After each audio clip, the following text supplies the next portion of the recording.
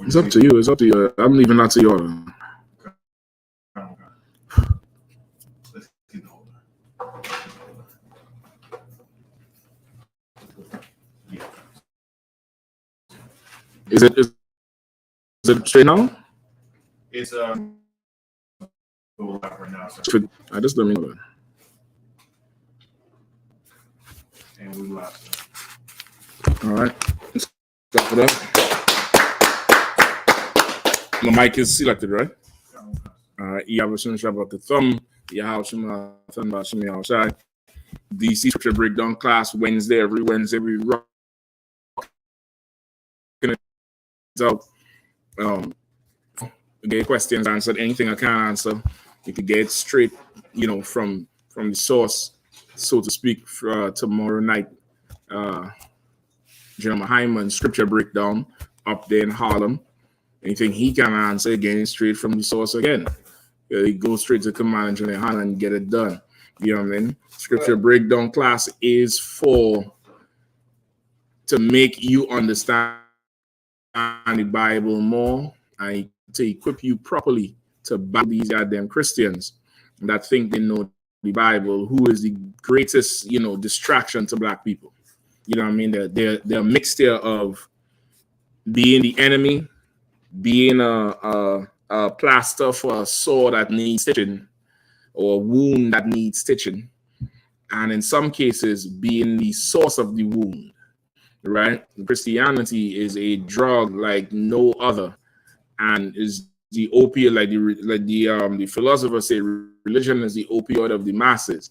If religion is the opioid of the masses, Christianity is the drug of Black, Hispanic, and Native Indian people, the choice drug, right? Because when it's convenient for us, we all turn to Christianity. Right. I mean, whether you're Muslim, Rastafarian, Scientologist, even if you're atheist, you turn to Christianity at some point. And some of you going to be super Christian this coming Sunday, May 14th, so-called Mother's Day. You're going to put on that old sickening Boyz II Men song. You can't live a day without Mama, I love you. Right? You're going to turn Christian on Sunday, super Christian. You get the point? Super Christian on Sunday. And it's to your convenience because you want to make yourself feel good because you're not really honoring your mother. You know what I mean? And next month, you're going to totally dishonor your father. Those of you who could find him. Right. You're totally going to dishonor your father the same way you're dishonoring your mother right now. And Christianity is because of the Christian church. All right. So before we get into it, if there are any questions from anyone online or in the class, we take them first and we go straight in. You might put the title disc over the little disc with the lion, and you could put it right there, right here. Yeah, that's fine. You know what I mean? It'll look just make sure the screen is lined up properly. You sure it's not gonna fall off like that? It's too narrow to turn it the other way. To turn, like if this is the phone, the holder can't go like this. Oh, see, it's too narrow. Okay, no sweat. Somebody go out and monitor it on their phone, all right? Hustle about. Let's put it right there. I think that should be too well. All right. Let's put it right there, and you'll be able to angle it or do whatever it is. Just make sure it's tight on the edge table and it don't fall off. Okay. Everything else, we'll fix with time. All right. Yeah, come on, sir. Yeah, go ahead. Could you speak a little bit on a lot of people, because the truth is spreading, right? Mm-hmm. And a lot of people find out that, okay, I'm an Israelite, right? I'm a so-called Israelite, and who my father is. Right. But what I find is a lot of people, when they find the truth, they find the truth, mm-hmm. they run from okay. And they're going into a world where they're self-taught, and they end up creating more chaos. When you say they run from order and what does it say? Order and you know, they hate the idea of rank. Okay. Right. So they, of course, they find, because you know it's the truth has one source. Mm-hmm. Right. It has one source, but when they find that the Israelites from here. Right. Right. And they'll watch classes and take down scripture breakdowns. Right. But they're running from order. Okay. And what does that do to them and the people that they even associate with once they've done that? Okay, so you say like people who find out that they're Israelites, that eventually, like once they find out, they don't fully come in as militant as others, but they would like they learn the knowledge and then they just go around their life. Now to them, it's them just going about their life. They're just learning and going about their life. Okay, it's the same scenario that I was just talking about with the Christianity, right? Christianity is what we rely on when things get difficult, right? The Christian thing is what we rely on. The Christian thing is to go to church and hear something to make you feel good and then go home and continue with your life. You understand what I'm saying? That's the thing to do, right? And say it's the same thing with the knowledge, right? The knowledge, let's start with this one, all right? Give me one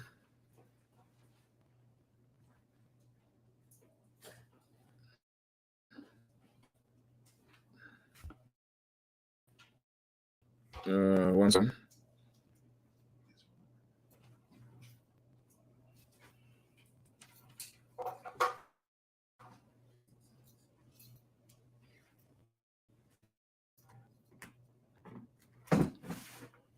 Give me Revelations 10 and 9, 9 and 10. So lucky. Chapter 10, verses 9 and 10.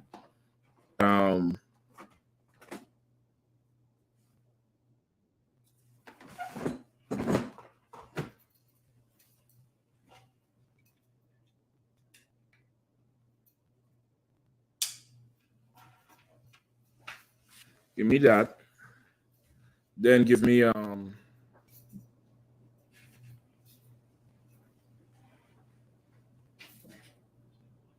come on, nigga.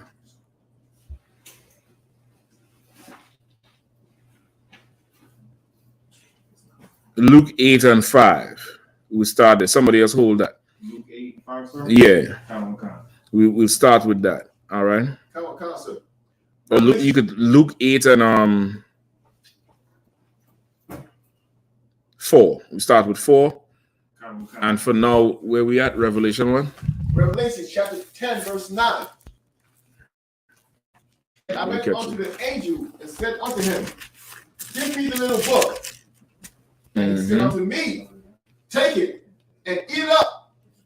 And it shall make... That's some Israelite shit. Say, listen, man, give me the little book. Give me the book. I'll have it. Give me the book. Go ahead. And he said unto me, take it and eat it up. And it shall make thy belly bitter. But it shall be in thy mouth sweet as honey. Go ahead. Verse 10. And I took the little book out of the angel's hand and ate it up. And it was in my mouth sweet as honey. And as soon as I had eaten it, my belly was bitter. Damn. Who could break it down? Who understands it? We'll take a shot.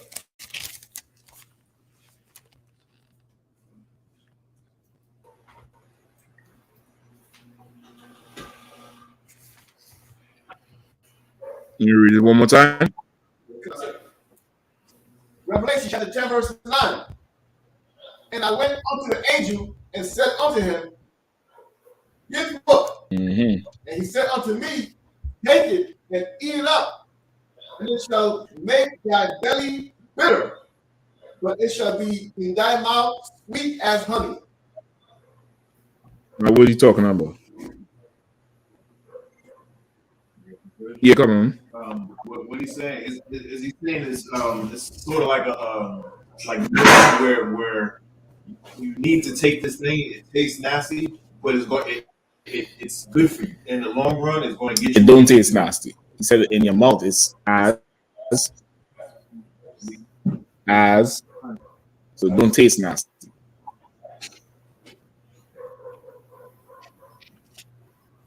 Like so, the book being spoken of here is the law. Or for our sake, the Bible. The Bible. Right?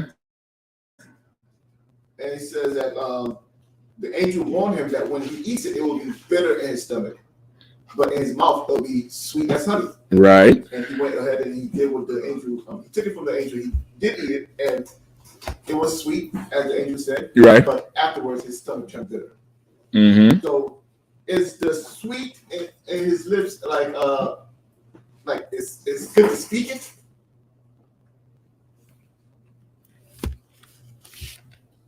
Yes and no.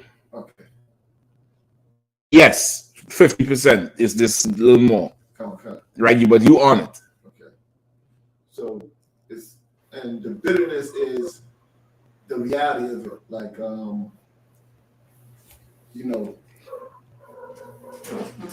I guess the bitterness is a term, and we today like it's. Okay, it's hard to stomach, but okay, you gotta break down the why it's hard to stomach. Because it'll be sweet in the sense that when he speaks it, he likes to speak it, but there's no the results is there. What do you mean? Okay, what do you mean he likes to speak it? Because I mean, when you find the truth, you find the law, Mm-hmm. you want to speak it. Right. That's the sweet part. Right. You want to tell everybody Christ is black. You tell everybody the Jews is black. You want to show everybody, the Lord, the Ancient of Days did sit with woolly hair, to pull some precept because you wanna, you like to break some shit down, right? Go ahead. It's not. I would say, but the bitterness is because the world gonna hate you for it, like your family, everything. It's that too. That part too, but it's like okay. That's the second part of why a person like that doesn't come in. Right, that's the second part. Good God, you can take this fan off here. Yeah, that's the second part of the outside one. The outside one. 1, 2. To water. Nah, it's 2. Yeah, it's back on. 2, 3. Yeah, to water. That's the second point, but doesn't come in. Right, go ahead. No, you have some Salaki, brother. I didn't hear. We're gonna work out that song for sure. Yeah. So, all right, you were trying to answer, or you just saluted? Yes, Salaki, so if I may. Yeah, go ahead. The part concerning to obey now. Again, it's terrible. Again, they say when they talk about the bitterness in the stomach, because just as they say, it's sweet in your mouth now, right? To tell everybody about, just as you say, the breakdown, the ancients are there, it's it. But when time comes for you to obey, it's like, nah, because now it fall back on you. Because now you're speaking and you can't. Yeah. That's it. Like, I see why he was laughing so hard. In Trinidad, we have a saying, what's sweet in goat mouth is bitter in his ass. Like our goat. If you know a goat will eat anything. He chewing whatever. He might not necessarily digest it, but he chewing whatever. You get the point? It's the same thing. It's like you learn this truth. You want to talk. You want to tell everybody, and you see you didn't know that. But Jeremiah, when you go to Jeremiah, it says so and so, and look up Habakkuk. You didn't even know it was Habakkuk in the Bible. You on. You turned all the way on. You get the point? But now, just think about in your stomach. What happened in your stomach? That's where whatever you ate is digested. It's digested, and what happens now? Your body is absorbing it. Okay. You could talk it, but you can't absorb what is being said. You're not learning. You in the truth, The truth ain't in you. Right. That's the further down. But these people, they never come in because of that. It's a thrill in the beginning. It's a thrill in the beginning. Let me give you something else too. Hold on.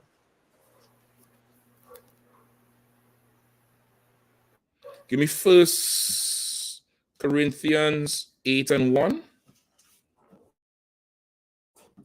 One where we was at. Where have I called first? What did I call first? Revelation? Right. No, we're going to look after. But after Revelation, 1 Corinthians 8:1. Go ahead. No sweat is on you. We got it. Yeah. All right. No, so you good? You want to go get anyway? So why you use TikTok as an excuse? Just go get your phone. I need it all the way around. Well, just go get your phone. Hey, no sweat. You do your thing. 1 Corinthians 8:1.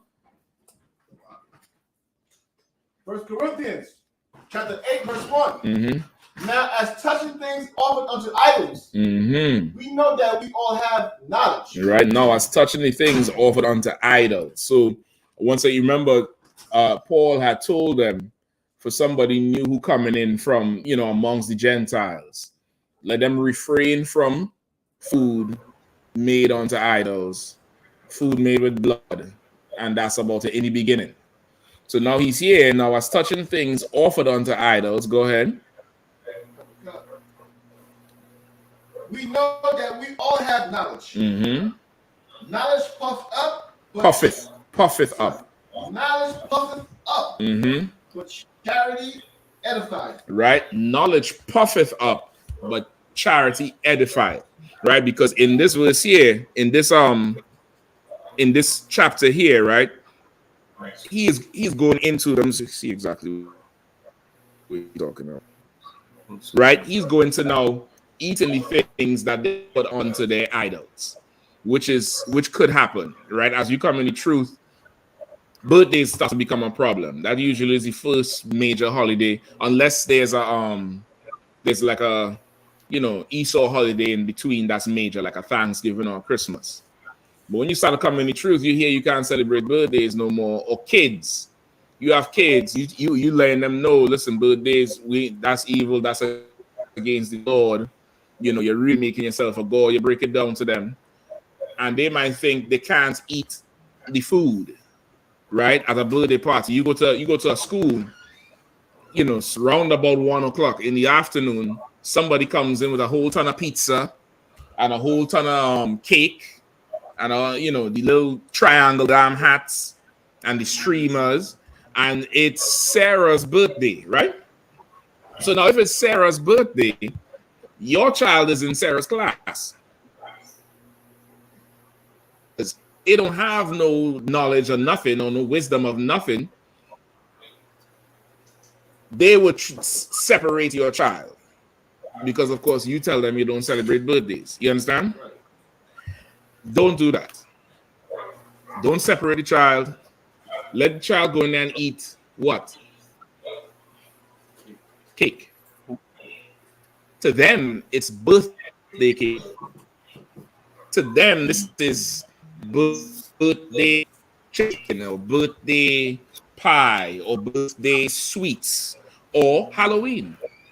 You don't celebrate Halloween. You may have to send your kids to school on Halloween, during the Halloween week, when they're dressing up and doing all the candy and shit. Don't force your kids to not take the candy. Why? Because it's candy. To them, it's Halloween candy. You get the point? Of course, your knowledge, you do what?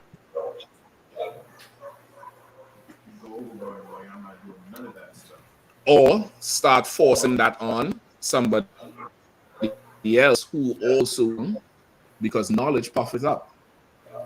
You understand? Knowledge puffeth up. So you all right, no Halloween candy, no this, no that, blah, blah, blah. And what will happen is the kids sitting there in a room full of children. You're very, very carnal. They sitting there in a room full of children and watching all the fun and cursing all the little curse words they could form in the little head about you, because you stopping them from what? Birthdays? what does the kid internalize it as? Fun.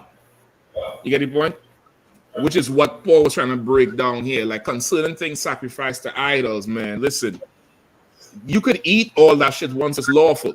However, don't be a stumbling block onto a young person who might see you eating a piece of cake and think, you know, Mashak celebrate birthdays. Nigga, this is good cake. I don't care if it's, you know, whatever it is. Somebody baked this thing. I'm going to eat it. You get the point? So now he's saying that. Now, the flip side is, again, knowledge profit. Now, you put in something on somebody. So you say knowledge profits up. But what comes after that? Knowledge puffs up, but charity edifies. But what? But charity edifies. But charity edifies. What is charity?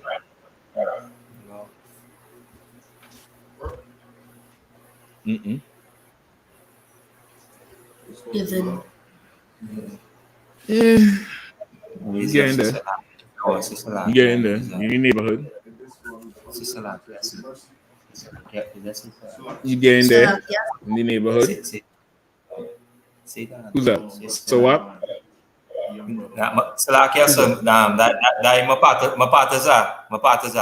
Hey, what's going on, Ak? You have a up there. Go ahead. He was saying something. He was answering the question. Go ahead, Mapataza. The meaning of charity means giving. Say it again. Charity means to give. Means giving. Okay, that's part of it, but that's not what charity means in the Bible. Right? Our concept of charity comes from let me not say that. It really comes from the church. That's not what charity means in the Bible. Give me the Bible dictionary, anybody.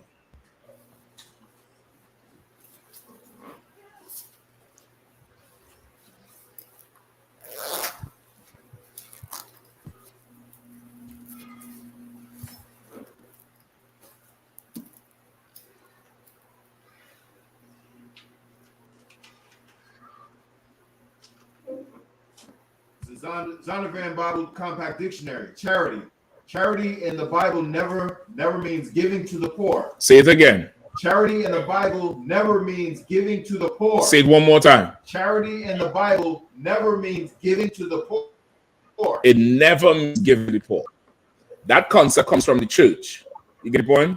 Because why that concept comes from the church? Because they want you to give to them. True, they not the poor.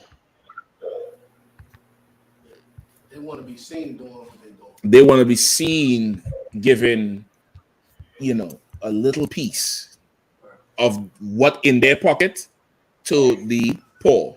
You get the point? That's what the church does. You understand? The church does a food drive and it's bread and water. Meanwhile, the Pope dining on sirloin and veal. You know what veal is? Anybody know what veal is? Is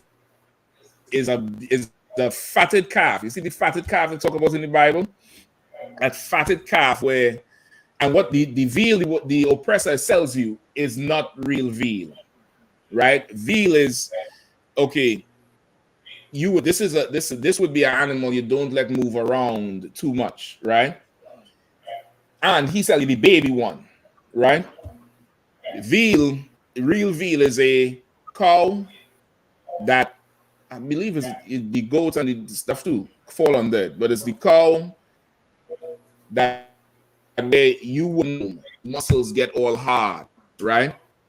You build a pen right here, he could only go forward and backward, can't turn, right? You just keep him right there and you feed him a lot, so the meat is very, very tender. The veal the oppressor give you, he takes the calf straight from the mother and ties it somewhere so it can't even get up, and then sells you that. And that's also unlawful because the scripture says, don't I'm paraphrasing, don't any mother's milk, right? That's what it means. Like, because the oppressor would take the young to sell to you for meat, when that's you let go. Yeah. Let anything grow. Come on. The first time I heard the breakdown of that scripture from General Muhammad, it was so simple for the Christian church, and they was breaking it down. They were saying that you look the milk first, Right. take the cap, put it in. I put it in the milk and boy. Yeah, that's why. Go ahead. Not only that, he's also inhumane, but they also do is when they take the baby cow, they break his legs. I forgot that part. So they can't even get up to move. They just grow. Like just think of somebody who with all due respect, somebody who is like a paraplegic, either born that way or there for years. They have muscle atrophy because they don't move. Their legs, they don't stand up. So their muscles are there. The body is softer. You get the point? Just think like that. But they're doing this stuff. Calf. It's just ridiculous. Go ahead. The calf not long until the chew the cud, right? I forget it. You gotta let grow. You can't take it in the mother's milk, meaning while it's still nursing.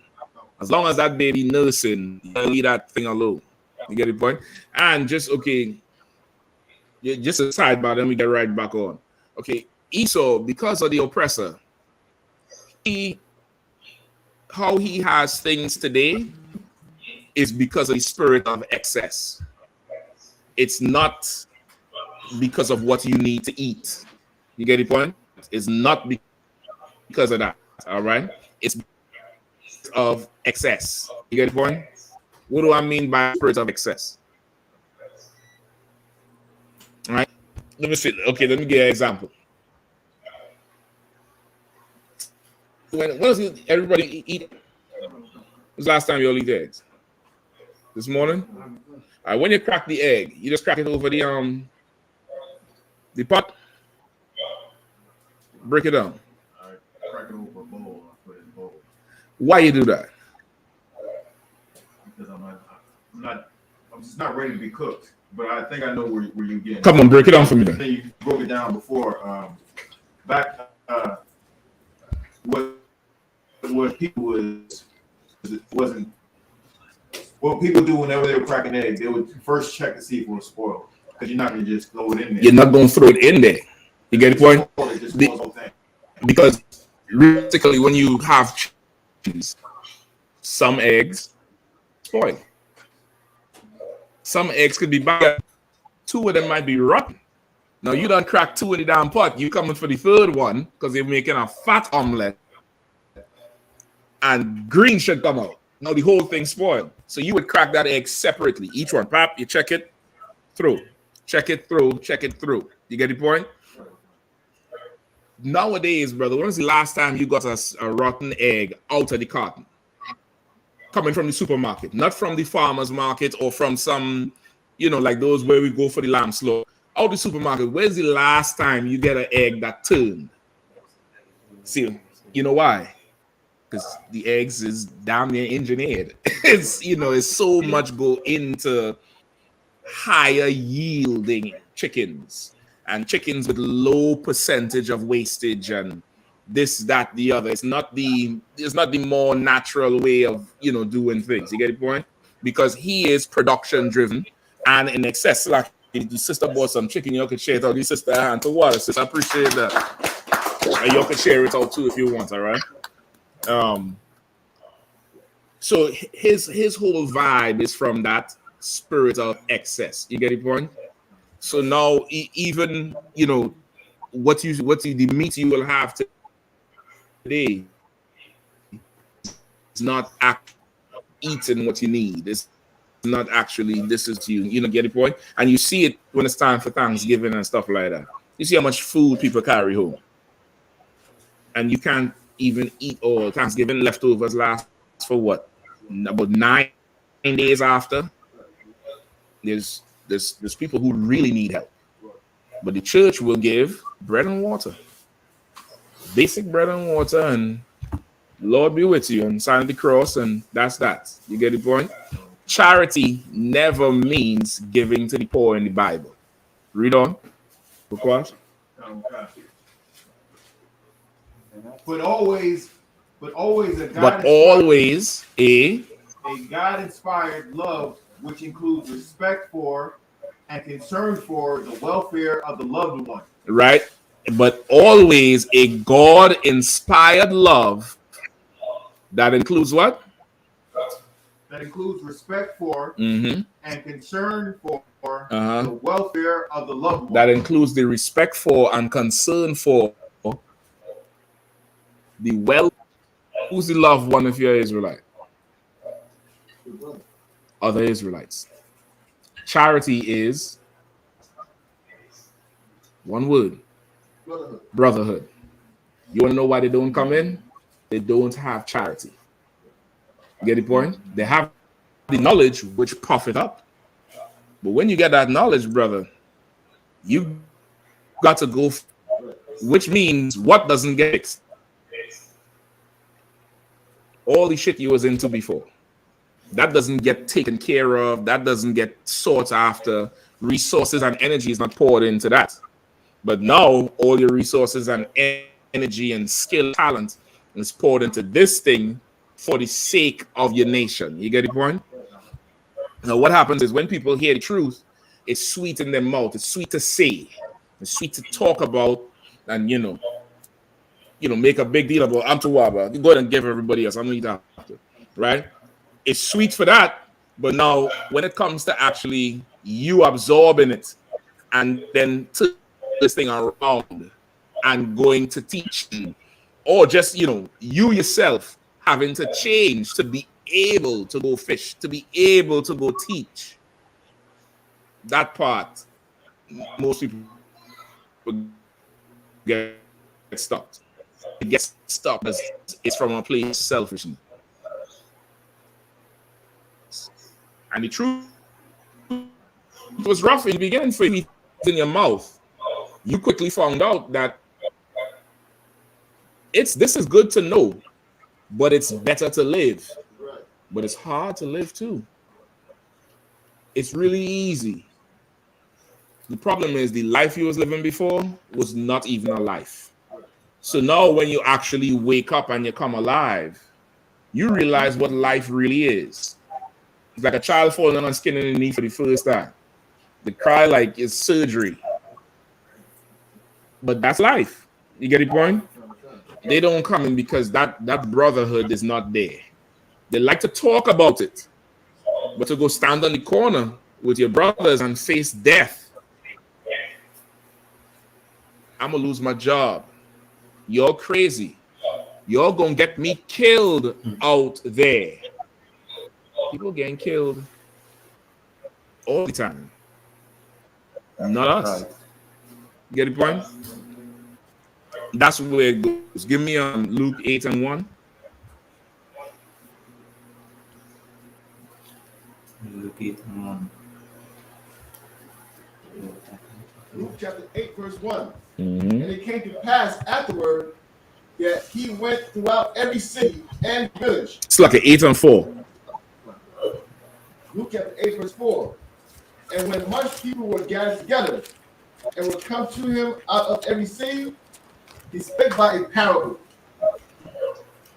A sower went out to sow his seed, and as he sowed, some fell by the wayside, Mm-hmm. and it was trodden down upon, Mm-hmm. and the fowls of the air devoured it.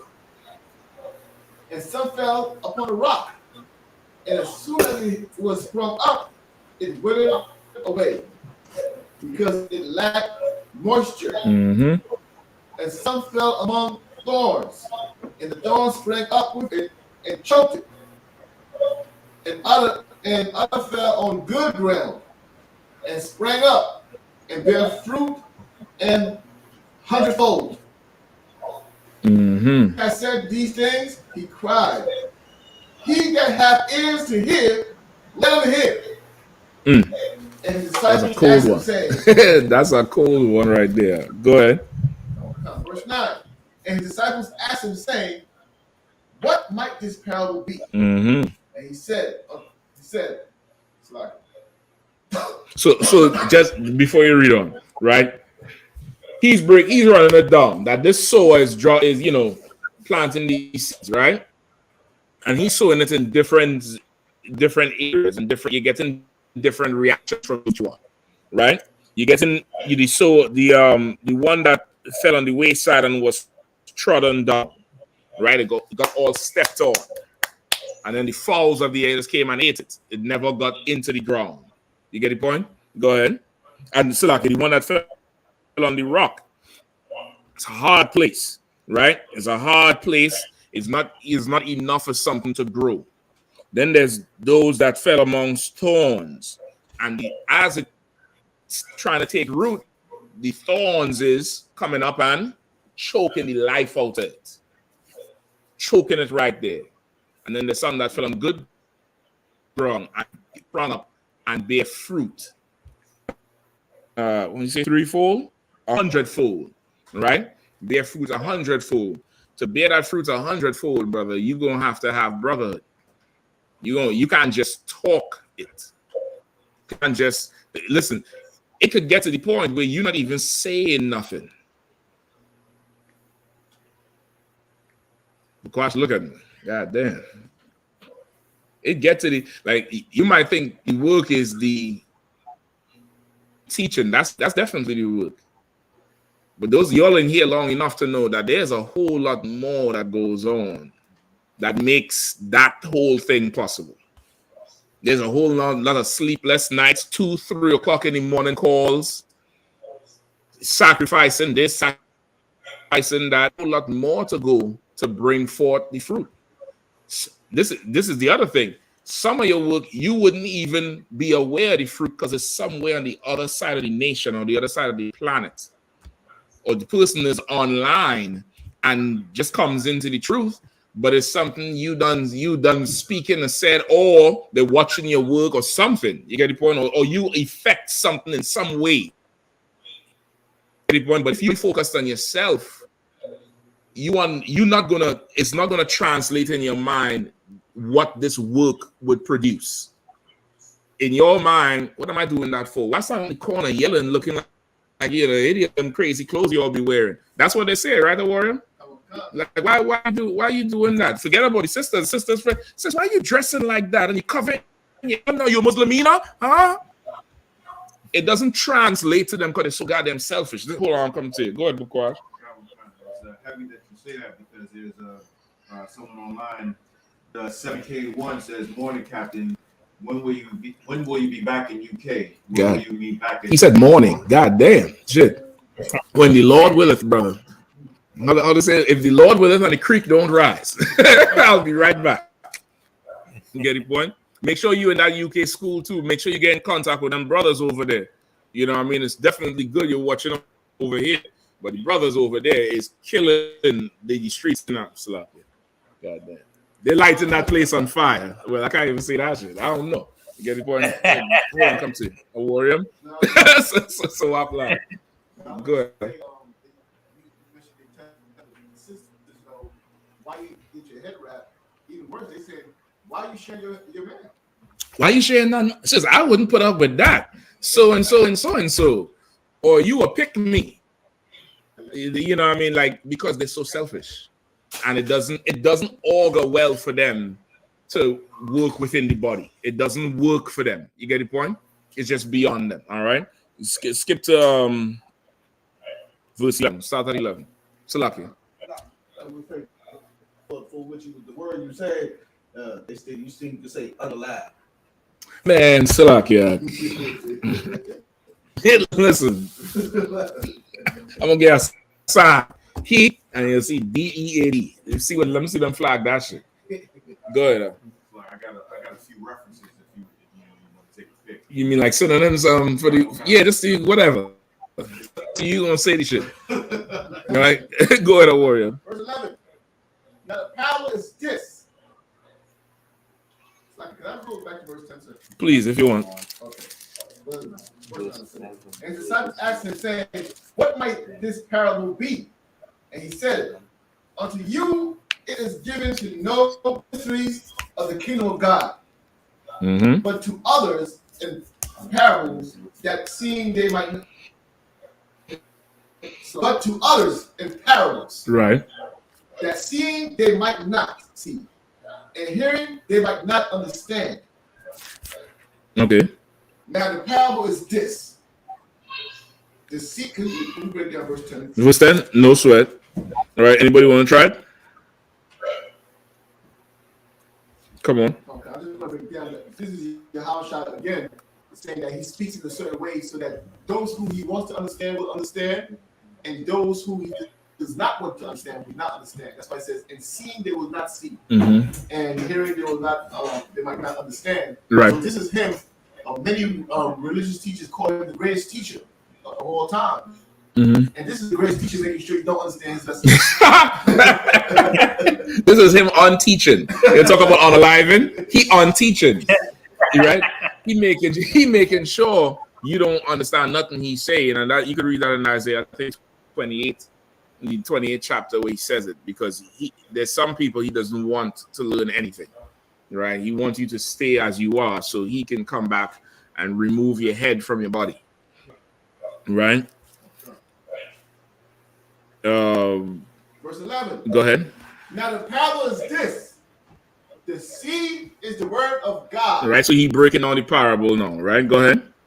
Those by the wayside are they that hear, then cometh the devil. No, read it one more time. Those by the wayside are they that hear, then cometh the devil, and taketh away the word out of their hearts, lest they should believe and be saved. Right. So that first verse was by the wayside, and then they get trodden on, and the birds come and eat it. They say those are the ones who hear it at first. You hear it, and it's sweet in your mouth. But as you start now digesting this truth, you digesting what you learn, you start getting trials and everything. You start getting problems. And as you get in these problems, what does Satan tell you? You better go celebrate Mother's Day. You know you got to love your mother. You know you got to love her. Go celebrate Mother's Day. And you in class hearing about how Mother's Day is for horrible children who want to honor a horrible parent. You're going to be like, you're just crazy and leave the hell out. You're listening to Satan. Somebody else going to come and tell you you're going to lose your job messing with them crazy Negroes. This, that, the other. It's Satan coming to you and convincing you to abandon ship.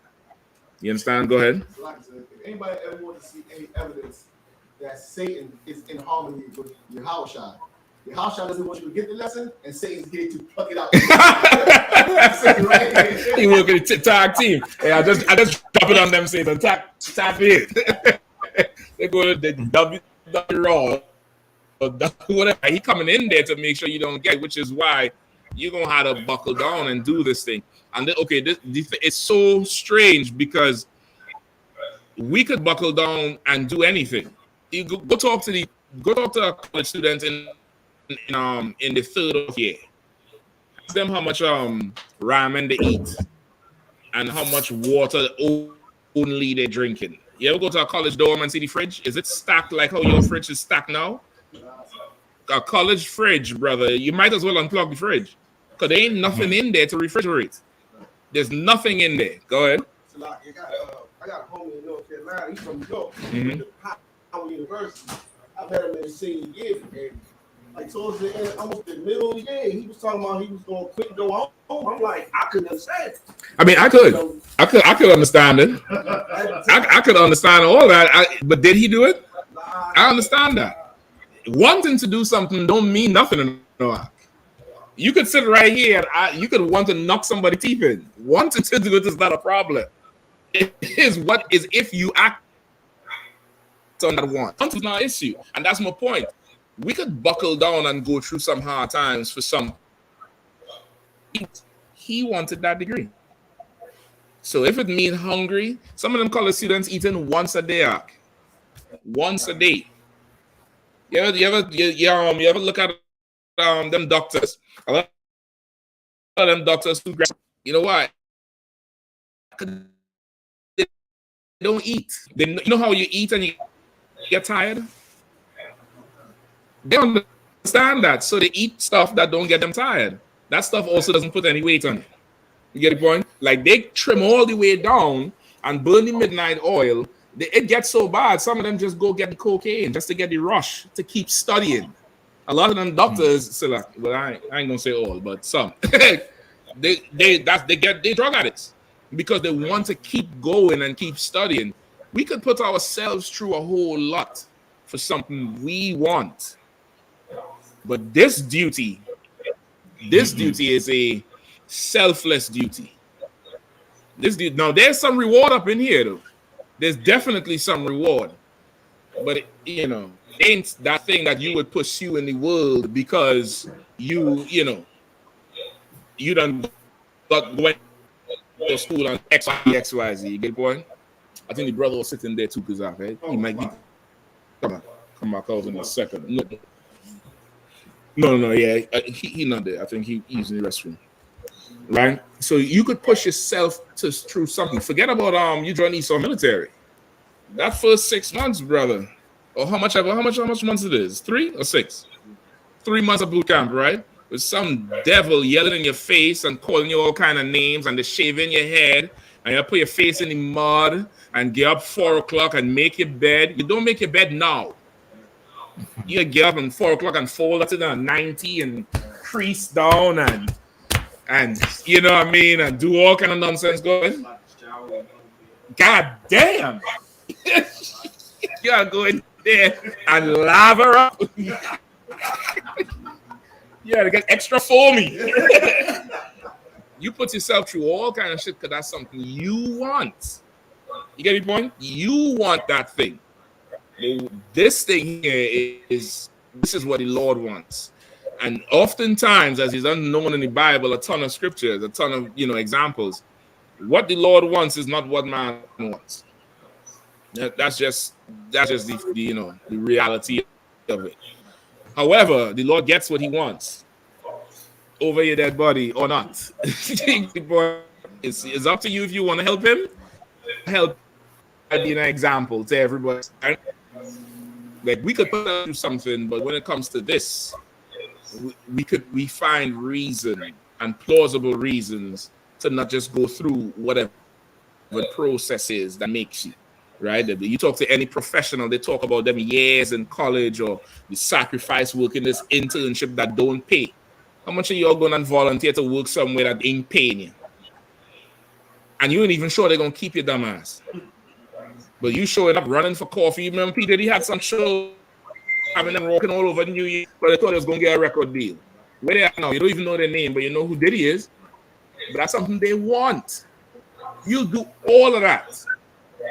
But shit, to put on a headpiece and come down the corner and don't get high no more. Man, listen, man, I watch your videos. I click a like. You get the point? That's what Israel is battling with. All right, keep reading.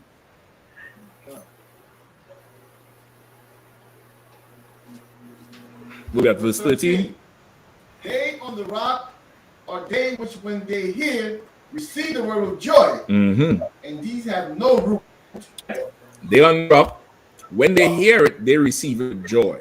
That's like the honey mouth again. Right? But they ain't have no roots. They ain't have nothing to, get down into and hold on. So what happens? You get taken away or uprooted or without roots eventually. What's roots used for? Go ahead. Which for a while believe, and in time of temptation fall away. And if fall away because why? Go ahead. Well, okay, just think the metaphor. Roots. What is roots used for? Secure you into the earth. Okay, that's one of the attributes of roots, but there's something else. The plant eats. The plant eats through the roots. You get the point? The leaves and stuff is to trap that light, help with the whole, system of the plant. But the nutrients comes through the roots. If you are not eating, eventually it's gonna die. You get the point? So that's what's going on here. You watch each of these examples, it's one or the other or all, and that's why some people they just can't make it over. They know the truth, and they say it. Man, I know what you're saying is right, but and then there's a whole roster of excuses, and it's the same excuses everybody give you because it's the same demon they're fighting. You get the point? Go ahead. Verse 14. And that which fell among thorns are they which, when they have heard, go forth and are choked with cares and riches and pleasures of this life, and bring no fruit to perfection. Brother, it's just, you come in the truth, brother. You wanna you wanna succeed. Succeed is not the right word. You really want the truth in you and not just to be in the truth. Don't care about nothing. And it's easier said than done. It's not easy. It's not, it's a difficult concept. It's a difficult thing. But the more things you have cares for, the harder it is for you to do something like this. It's just difficult. You go join the Israel military, you could go die in some desert, some abandoned building. But in your mind, it's worth it while you're fighting for who you love, right? You're fighting for your nation and this and that and blah, blah, blah, blah, blah. But you wouldn't stand on a podium and fight for your nation. That's why I say it comes down to the brotherhood is going to drive you to do it. Like and just put yourself back when you first heard the truth. You was all fired up and you was like, man, I'm gonna get done with this thing and I will gain the work. And each of you all had somebody who came in with you or somebody who, you discovered the truth at the same time was wrong when you discovered it. And that person ain't have that thing you had, right? You come in here, you best believe you love your people. Because you can't not love your people and do this job. It doesn't work. It can't. You're not going to do it. You're absolutely not going to do it because you don't love your people. There's something here where it's like I'm doing this for the nation, this for nothing else. Without understanding that precepts and scriptures and this and that, but brotherhood ain't there. They'll debate all day and argue all day. That's what Cesariak be battling up in New York with them Egyptologists. He comes in with the brotherhood. You also how he had to check polite and check polite wife and stop. In the middle of the battle, he had to solve a marital problem. He had to be Dr. Phil and Steve Harvey for this fool because of brotherhood.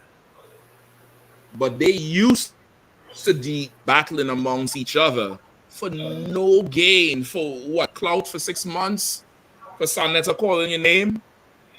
But what have they done as a community? What have they done to further help people to do this, to do that? Nothing. They provide entertainment at best. And they have no brotherhood in there. They all hate each other.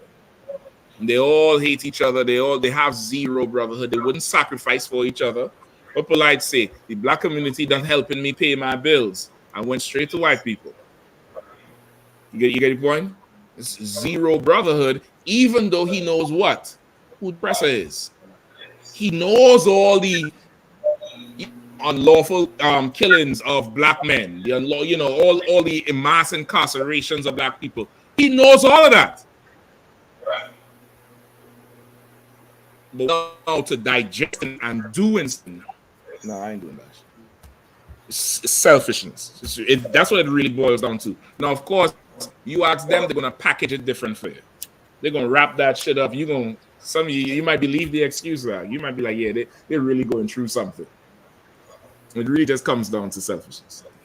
You're just concerned about yourself, and you really don't have time to sacrifice for anybody else.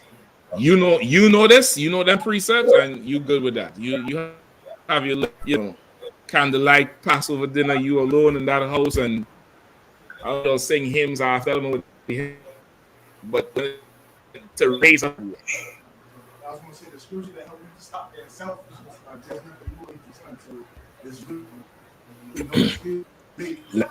the scripture ain't help you. The Lord called you. That's what happened. The Lord called you, brother, and you just answered the call. Yeah, you could go once the Lord called you and he calls you. There ain't no way you could go. There ain't no way you could. You just have to decide: am I gonna hear him and do what he say, or am I gonna, enjoy the novelty of it? You know what they are like? This time we move on to the next one. somebody who loves the chase in a relationship, right? Somebody who loves the butterfly phases and the but when it comes to the actual building something, selfish. You get the point? Just selfish. You can't be like that if you're going to build anything. You can't, building something is just not, and being selfish, it doesn't go together. You're gonna have to be selfless. And that's really what's going on with them. Lord be them. They could strengthen up. Something might happen in their life, might change their mind, might pick them up some more, or they might like, damn, look at that, and just keep going the other way. That's fine.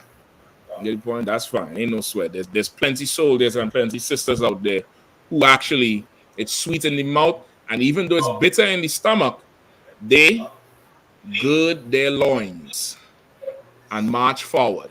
That's what good in your loins. That's like an old school way of saying, like, so I will tell you, in the islands they say band your belly, band it up, get ready to go through something, because now I really had to push through this adversity. You get the point? And so don't worry about them on the side. Just what you want to do is, because you're not selfish, you continue the work. So one day you need a place to come, you have the door open for them. You understand? You're not selfish. They are. All right. Good to go with that? Any more? Go ahead. Oh, it's lucky. Go ahead. But that on the good ground are they within an hour, having heard the word, keep it and bring forth fruit with patience. Right?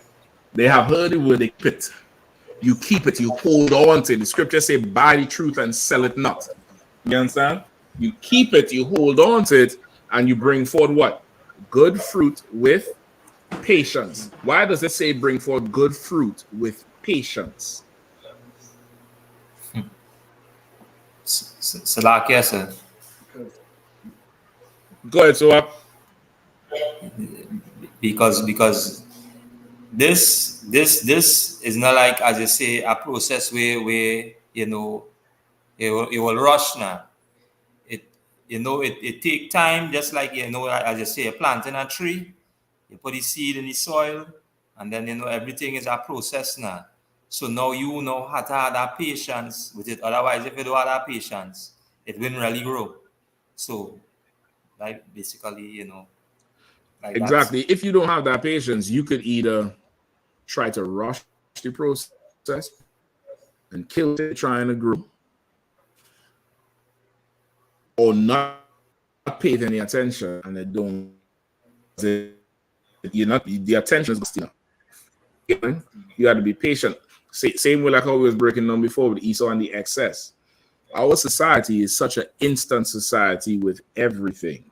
Instant food, instant coffee, instant gratification. There's no process anymore. The whole process is just eliminated from everything, which makes you damn near just at the point. YAHANNA? No sweat. Oh, Warren, you good? Okay. On the same analogy, Esau, he has like, he can't even do the proper steps. He has a pill. Lose weight like a damn day or two. Brother, listen, come this years ago. If our oppressor comes up with a pill that make you wake up white with blonde hair, black people is going to take that, you know what I mean? Insane. Jackson probably had it. I see his kids the other day. Man, I want to sue them niggas and tell them I'm not Michael Jackson's son, because I can't believe them niggas getting all that damn money. He left them something ridiculous and all that. This man went to Russia and people just fall out faint. He come on the stage and he just come out and stop and stand up. Then he's got to tap his foot. And people just faint. This is for the crowd after. It's such a strong smell of youth. The woman was out there having full out gasms. It's like a little bit. In the front stage, you ever seen it? Michael, man, just pass out. Everything is loose there. She gone. The carter over the crowd to the front. So much just smelled disgusting. And he out there, brother. That nigga left them a lot. I'm trying to tell you. That I don't understand it. I don't understand that. Michael, shit, man. Goddamn. You are, I'm about to see you on that shit. You couldn't make a black child and get them all them riches to somebody of your own people. Bill Gates and Warren Buffett vowed they're not going to leave any of their kids any money. They're going to give it away, but not to their kids. Them niggas lying. It's a lie. I ain't believe it. I ain't saying they ain't say it, but them niggas is lying. They is lying. An oppressor not giving his money to his children. Listen, Biden giving everything to that boy, and he a crackhead. he giving him full support. Go ahead. So both of them said that that's a form of welfare, and they don't support welfare. Bullshit. Bullshit. Who this? Who you said it was? Warren Buffett and Bill Gates. And whatever, Warren. So who you gonna give it to, niggas? They give it to their parents. They set up these organizations. And who the charity name in? Their name. Bullshit. Charity son name. They ain't giving that shit away. Them niggas work too hard to steal. Stealing is work too, you know. They work too hard to steal all that wealth. That thing stay in the family. Don't ever be mistaken with these oppressors, especially that high up. They fully understand lineage and line, and that's a form of charity. Why your kids in the first place?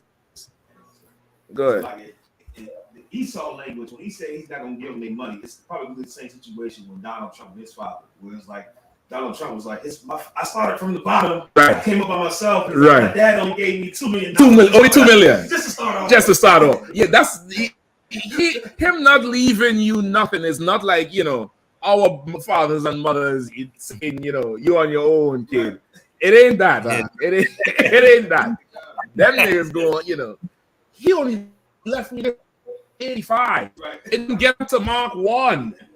Let's go to Paris, Scotty. That's their life. Is he leaving them nothing? That ain't happening. Go ahead. My father gave me a small loan. A small loan. Tiny. Right. Small loan. You give the average nigga a small loan of $1 million, he's slapping everybody. Yeah. He's slapping you walking around just flat out. Slapping everybody. You know what I mean? All right. Any more questions? Or let's get them real quick, all right? Jaheem Zansa says, Shalom, Adawan. What should I do today? What should I do? Today is my grandmother's so-called birthday, and she asked me, she was like, you didn't tell me happy birthday. Then my auntie was like, you didn't tell her happy birthday, trying to vex me to saying happy birthday to her. And they know I don't celebrate birthdays, but just because it's my grandmother's birthday, I guess I'm supposed to bend to her will. And no, I did not tell her happy birthday. He said that with his chest. Say it for your chest, nigga. Go, give him a hand out. Listen, that young brother battling there. He's battling. And listen, them things is good to remember as you grow in the truth. Because as you grow in the truth, you're gonna start to get really burdened up in here. I'm trying to tell you, if you want your life, don't become an officer. You come up in here, you're an officer, brother. You're gonna get work, and it's going to be work, and you're gonna be required to produce that thing. You had to remember them days, because them days keep you going. I remember when I had to battle them and all of them there, and they calling me devil. I'm just sitting there and just laughing, like, yeah, this is how the prophets must have felt. Yeah, young boy. Remember them days. What's his name? Jaheim Zanteski. You keep battling, brother. And you listen. You go tell your grandmother you're not telling her happy birthday because God doesn't like it. Right. Grandma, nan, moms, whatever. This is nothing personal. I love you to death, and because I love you, I will obey God.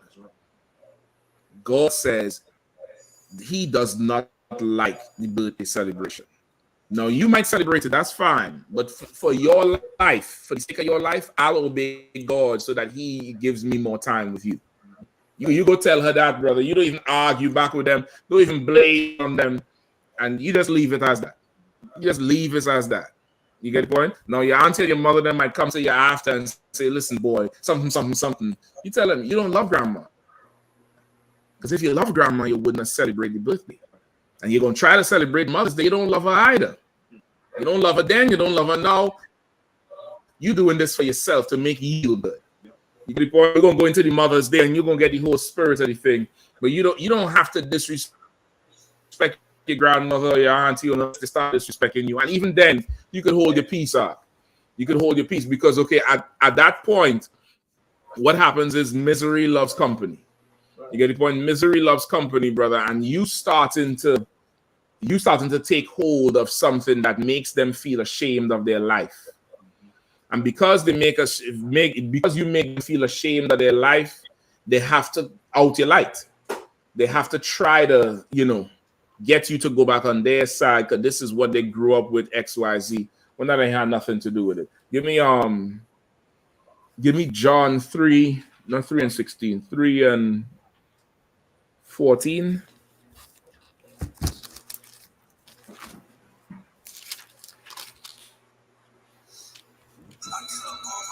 What city is he in? He said he was in Florida. He said he was in Florida. He's in Florida. Okay, no sweat. Hold on. No, 3 and 19. That's what I want. John 3 and 19. Book of John, chapter 3, verse 19. And this is the condemnation that light is come into the world. You know what the problem is with especially Christians? People in the world, this is the problem. This is the condemnation. This is everything that you're going to be charged with. Light came into the world. Go ahead. And men love darkness. But men love darkness. Men love absolute darkness. Men love it. We live in a society, brother, where the drug culture is, worse than any other time in history. The drug culture is just, it's normal. It's normal. Brother, the other day I was driving in the car and I'm thinking like, you know how normal you have to have it in your mind to put a cigarette lighter in every car. Now, if you want heated seats, that's an option. But why the hell I have to have a cigarette lighter in my car? I don't smoke. But that's how normal it is for them. You had to request remote start. So in the dead of winter and 5 degrees Celsius, your cold ass sit in that car while that bitch warms the hell up. But the cigarette lights are there though. You could and light up while you're getting warm. That's so normal. It's ridiculous. Like that's not an option. Why can't Chris? And not, I don't need it. But once again, this place is against it. Men love darkness. Men love it. And light came into the world, but nobody don't want that light, brother. Nobody don't want that light. Think about you sleeping on your off day. You mind's extra tight. Some of y'all be taking a clothespin and closing up the seam so light can't come in. Somebody come in and open that shit up. You is cussing like 10 devils and then pulling the damn blanket over your head. And then you're going to cuss some more because you can't go back to sleep. That's people in the world. That's you telling them, don't eat pork. Don't eat shrimp. Don't celebrate Mother's Day. Don't celebrate birthdays. That's what, and you look at the reaction from them and you wonder why. It's the same thing like you sleep and the light come on and you're like, what the, take the light on. You damn near bring lights and buy a bulb later because you love the darkness, because in the darkness you're comfortable in the sleep. You're comfortable in whatever, whatever's going on at the time. You get the point? You can hit that light right there by the door, brother. Hit that light right there, right? Go. And then love darkness rather than light, because their deeds were evil. Because what? Their deeds were evil. Because what? Their deeds were evil. Any argument you ever get into because of the truth, for whatever's going on in the truth, that person is arguing with you not because of the precept, not because, what they say in the argument is about. They're arguing with you because they have to go back and do that thing they was doing. And you out here acting like, look at you. Man, y'all heard it before. Man, I see you come, man. You acting like you're better than everybody. What, you don't know nobody now? You still hit it? You don't know nobody now? You don't do this? That's really what happened. And once you understand that, it's easier to deal with them in the beginning. You damn near reciprocate the energy because you think they really, they love you, but they just don't know the truth. No, they know this is light. They know it. They just rather it be dark. That's all. They just rather it be dark. And once you understand that, you're not battling them on, come, look at this, but it says it here. Look, Jeremiah. You start reading like you at camp in the house. This have nothing to do with the Bible. This got to do with that giant crab leg in the crisper in the damn fridge. This got to do with the pork in the fridge. This got to do with whatever they're doing. This got to do with Auntie's friend who got 5 different names and drive 5 different cars. You get the point? This got to do with that. Breathing coming down in the house where your sister, you're covering your head now and you're looking just better and brighter, or your brother and you're growing that beard and you had that glow, and first thing brothers pick their afro out and you're just looking good. That thing, it just condemns the spirit. It's conflict. You don't have to do nothing. You'll experience it before. I just walk in the room and they start going, I ain't even do nothing. That's why, brother, they want to sleep. Let them niggas sleep. Just let them sleep, brother. Just let them sleep. Some people, you can't wake up. Wake up. You gotta go and, hello, hey, wakey. Sometimes you have to do that shit. Like children, you ever know, once you get experience with kids, you can't, hey, time to get up. That shit don't work. They get up angry and, hey, wakey, how you doing? Hey, I'll give you 10 more minutes. All right. Yeah, wake them up so now the whole day go smooth now. Some people you have to do that. And of course, grandmother and aunt, super Christians, brother, you gotta, don't even fight it with them. You're doing the absolute right thing. How old he say he is again? 15?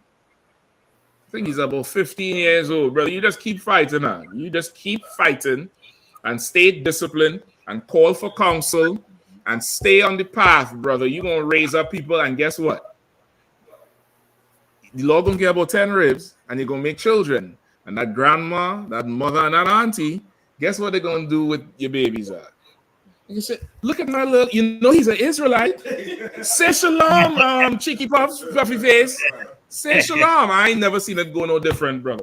Once the Lord starts to, give you power, and even as a trooper of 50, he starts to give you power because you now different and you're doing things that's powerful. Israel is carnal. So they're not just going to respect you in the house with shorts and a wife beater and playing PlayStation. Jeremiah says so and so.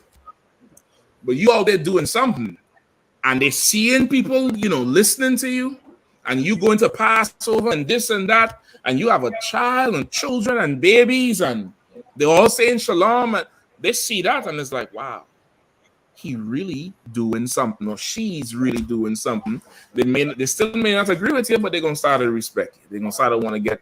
So focus on that. Focus on getting the power, brother. Focus on becoming a tool for the Lord to use. That your work is just wherever you go. Just focus on that thing right there, brother. Listen, wait till you had to bring the whole camp to help Granny out. Wait till that thing happened. Wait till that thing happened when she had a you boys want anything to eat? While everybody eats, and she pull you aside and say, I'm mighty proud of you boys. So in here, I ain't gonna call his name, Yeah, a family. One of his family members was helping us, working something out with us that we needed some help with. She said, normally I charge X amount of dollars for this thing here, and I'm only helping you all out because of him. So I said, what do you mean? She said, whatever y'all did with that boy, I know it because where he is now from where he was before, whatever I could do to help you all, I'm gonna help you all. That's what you want. That's what you want. She said this sort of joke. What you talking about? Listen, whatever he was doing before, I thought he was done in life. But I see him doing something here now. And if y'all is the reason for that, this is what her exact word. She said, everybody in DC need to come to y'all. That was her word. She said, I don't even believe what you're. She said that out her mouth. But she said, if you could do that with my so-and-so, hell, whatever y'all need, I could help. I said, well, all right, cool. Don't sweat. I'll take that. You know what I mean? And he's a young brother. You get the point? So to Jaheim, you just stay on the path, brother. You stay on the path. You be graceful with them. You know what I mean? Like the scriptures say, knowledge puffeth up, but charity edifieth. You have the knowledge, so don't get puffed up with them. You could check them if they start to get disrespectful, but the brotherhood is what's going to edify. That's what's really going to, wake them up and convict the spirit and make them see. And listen, the Lord going to send something in there for them to start to look at you different real soon. Don't even worry about it. All right, anything else? There's a comment online says, "Yep, my family said my husband controls me because I'm never around." Said, "Nope, y'all drink too much." And there's a question. There's two questions from the same brother, and it was an ignorant African that was on.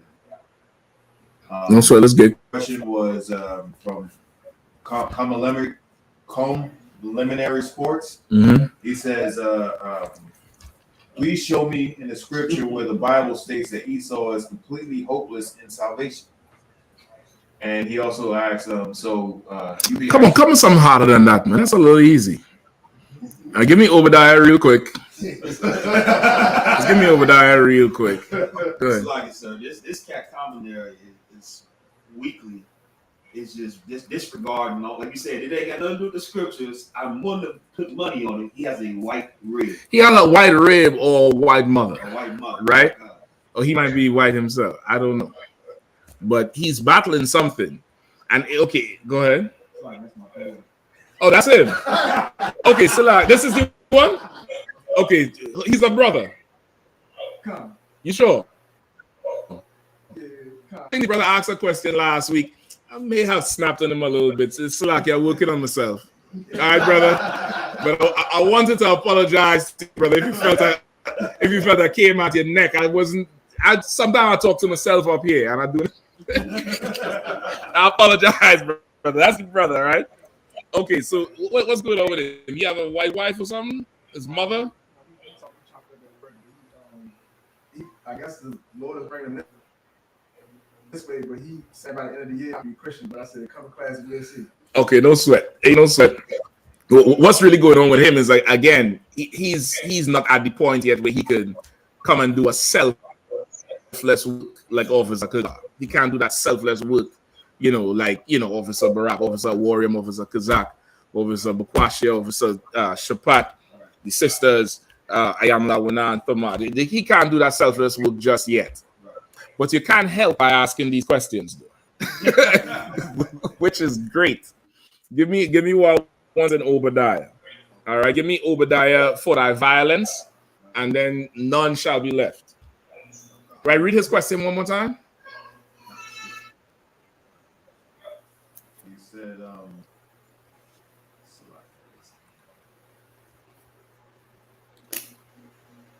He said, he says, "Please show me in the scripture where the Bible states that Esau is completely hopeless in salvation." He's complete salvation. All right. Now, salvation means you're going to be saved from something. Right. Go ahead. The book of Obadiah. Right. This is Obadiah. You're going to find it in the Bible. Right. Go ahead. Chapter 1, verse 10. For thy violence against thy brother Jacob, shame shall cover thee. Go ahead. And thou shalt be cut off forever. So wait, hold on. So if Esau gonna get salvation, and he had to be around to get saved, he had to be alive, right? At least. What I would say, he gonna be what? Thou shall be cut off forever. For a little bit of time. Forever. For a short period. Forever. For just by and by. Forever. For a few thousand years. Forever. To the brother who asked the question, God said Esau will be cut off forever. You know what? You know how long forever is? Forever. Esau cut off forever. Now, if he gonna get salvation, he gonna have to be alive to get saved, dog. Shit. Get the point? You just stop trying to save him. That's all. Just stop trying. You stop trying to save him. Right, sir. The thing about that question, it's frustrated me for so long, is that we teach that no heathen nations are going to get. Somehow they always want us to prove Esau. Nobody ever comes to say, prove to me the Eskimos are not going to get salvation. Right, the Samoans. I mean, you don't care about Dwayne the Rock Johnson mother. Her people need salvation too. They're starving on that old island down there, the bottom of Australia. I mean, they need salvation too. You don't care about nobody else but the white man. I mean, the oppressor. Go ahead. What gets me is, most of us try to be African. They don't even say nothing about the Africans. Oh, you ain't trying to save the Africans, man? What about the kids on the border? The same brother who asked the question. What about the kids on the border right now? There's kids on the border right now in them detention centers that they lost the paperwork for, they disappearing from the detention centers, being sex trafficked, sleeping on the foil. They're building the bridges, so they're just putting the fence up, and they had to sleep in a kind of encampment. What about them? Do they need saving? You show me the scripture that says that they do not need saving. You asked for the scripture that says the oppressor is not going to get salvation. I gave it to you. Show me the scripture that says we don't have to worry about I.S.U.P.K or the tribe of Levi over there in Haiti going through it. Show me the scripture that says we don't have to worry about that. Right? Since the officer here going to be Christian, you got to produce your cause. Right? What you're going to find out is that Christianity is very shallow and left wanting. Right? The Israelite school of U.P.K is the home of the truth since 1969, undefeated. We are 1,000 million and old. Right? There's nothing you can say or do or ask that you're not going to get the answer for. But the problem is you don't really want answers. What you want to do is to justify to yourself why you don't come and do the same thing Officer Kagadi. You want to give yourself a good reason to look yourself in the mirror and know that you can't. You're not strong enough to go help your people, but you're strong enough to help the white man. Though, go help him. Right? That brother, what's his name? Jordan Neely. Who needed saving? Jordan Neely on the New York subway, or the white man who choked him to death? Who needed saving? That's the oppressor that choked him to death. Right? Who needed saving? George Floyd or Derek Chauvin? Okay, he was kneeling down on my time. He might need some help on them knees. Which one needed saving? You asking for a precept for that, talking about I'm aggressive. I'm gonna take back this apology, I sometimes need to just Broad Street bully some of these people and offend the hell out of them. They go home and they're still cussing and whatever. Good Negro. I done woke his spirit up. You mightn't like me, but you're gonna love the truth. Hell, go ahead. Both those cases with Neely and George Floyd, they had help. The person that was killing them, they came to them. Listen, the brothers done gone, and the oppressor's still alive, and he's still trying to help them. He's trying to win the race. He's still trying to get them performance enhancing drugs out. He's still trying to get them training tips.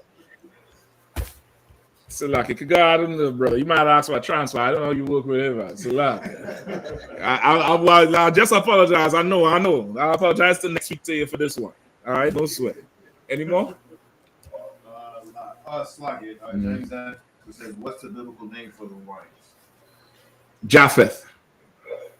Your part. Give me Mother's Day. Give me somebody pull up the history of Mother's Day. 20 more minutes, and we rocking. Right? What are the holiday coming up this month? First fruit. Give him a hand. Pull out here, warrior. Warrior, pull me back right in perspective. I ain't worried about nothing else. That's good. That's the real right there. Feast of first fruits. Hell. To hell with whatever Esau got going on.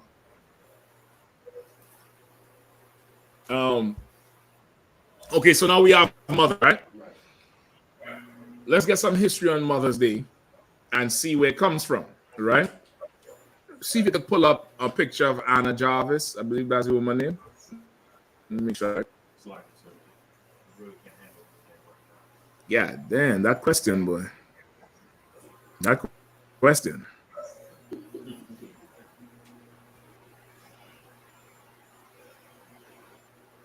Is Anna Jarvis, right? Or Anna Jarvis? Anna Jarvis. Somebody pull up a breakdown of the Mother's Day. Oh, Mother's Day is a celebration honoring the mother of the family or individual, as well as motherhood, maternal bonds, and the influence of mothers in society. It is celebrated on different days in many parts of the world, most commonly in the months of March or May. It complements similar celebrations honoring family members such as Father's Day, Siblings Day, and Grandparents' Day. I ain't never hear about Siblings Day. For real? That probably is the worst holiday out. Because ain't nobody love their siblings out. We ain't buying shit for nigga. I ain't buying shit for your big head. F you then, nigga. And you hang up. Good. I don't know if you've seen the news recently, that devil who traveled for miles to come to his brother. It was recently in the news. He came, he knocked on the door. Where he came from? I forget where he came from, but it was a long, like a 8-hour drive or something like that. He came to kill his brother. So nowhere on that drive, like he heard a song that made him think about, the good times. Nothing. God damn, he got commitment. He got real commitment. But your friend need to save him. He should have been saving that one. He over here asking me questions. That devil needed saving. Go ahead, Warrior.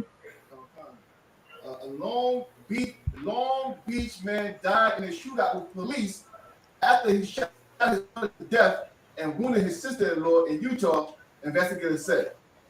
Long Beach is what? That's he drove from Utah to California. Jeffrey Roberts, 66, showed up armed at his brother's Utah home and shot him shortly after the man entered the door. A doorbell camera captured video and audio of the April 27th shooting. That's wild. As well as Roberts' subsequent shootout with officers. That's wild. I don't know. Pissed in a cereal or something. He got to have did so. You give him a wet willy or a wedgie or something. He did something that that's all I can stand.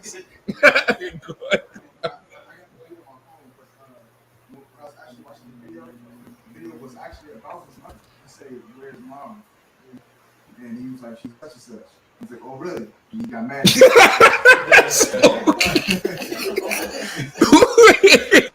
Yeah, sent me that shit. So he said, where's mom? But she over there. He said, oh, really? That ain't got nothing to do with mom. He was making sure mom wasn't there. That's it. Where's mom? Or she not here? Oh, say it ain't so. Yeah. I got something for you. That's crazy. That is crazy. That's Cain. That is Cain. That is Lamech. That's them. Go ahead. Cain and Abel situation. Shit, he ain't Abel. It's Cain and Ain. That's who that is. That's Cain and Ain. Abel was on the subway in New York. That's what it was. That oppressor was mad. He couldn't dance like that boy. He wasn't fly like that boy, suffering and poor and full of mental afflictions and still flyer than him. You got to feel so goddamn inferior as an oppressor when you see black people. And that's the thing. That's why we should really get off these drugs and get off being so goddamn depressed. Because these oppressors, they walk around with their head high and all that nonsense, but they go home and research how to be black. They go and spend all day and night trying to dance like you and look like you and talk like you, and you walking around getting depressed and simple trying to save the dumbass. You listen, we are so much better than them, man. And they got a serious inferiority complex. Absolutely just, wowed by you. And if you dare to show any spirit, it offends them. It just, they're just mad for no goddamn reason at you. For what? For nothing. So, Aki, where we at? Mother's Day? Where you got, Shepard? Go ahead, come on now. Book of Ezekiel, chapter 16, verse 10. And thy renown went forth among the heathens for thy beauty, for it was perfect. For thy what? For thy what? For thy beauty. For thy beauty. You just remember that when you're on your worst day. Just look in the mirror. Put that, face lotion, whatever you do, all that dead up. Your sisters get them baby hairs and all. Fix the kitchen in the back. And you say, I'm more beautiful than the oppressor. You make sure you tell yourself that. How they like to talk about these affirmations with sage and shit. You don't need none of that shit for this. The Bible say you're more beautiful than him. Go ahead. For it was perfect. Comfort was what? Perfect. Ooh. Through my comeliness. Perfection, boy. Perfection is black, Hispanic, Native Indian people. You trying to save something imperfect, Negro. The Bible say perfection is us. You worrying how to save something imperfect. Let that thing die, man. Let it go. Let it go. I don't know how else to tell you. That's it, Shepard?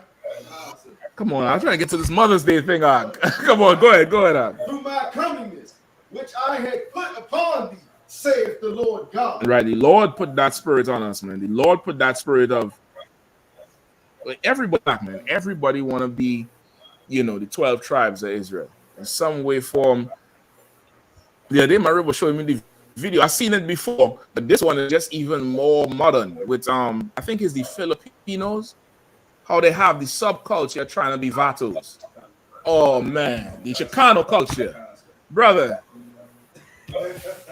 One of them walk up in here, brother. I'm gonna question him because he the Converse, the straight khakis, the plaid shirt, the button right here, or the vest, the whole. You know what I mean? And they don't think they're talking Spanish, but they're sure looking like I.S.U.P.K.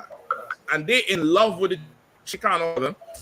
Another video I done seen with the Moabite, the so-called Chinese. He do something like shampoo his hair and put some rubber bands on it, take the shit out, and he got an afro. Shit. You can come up in here and say, yeah, my daddy is Tiger Woods. I'm blazing. I'm gonna be like, go make me some General Soul chicken. Everybody wanna be you.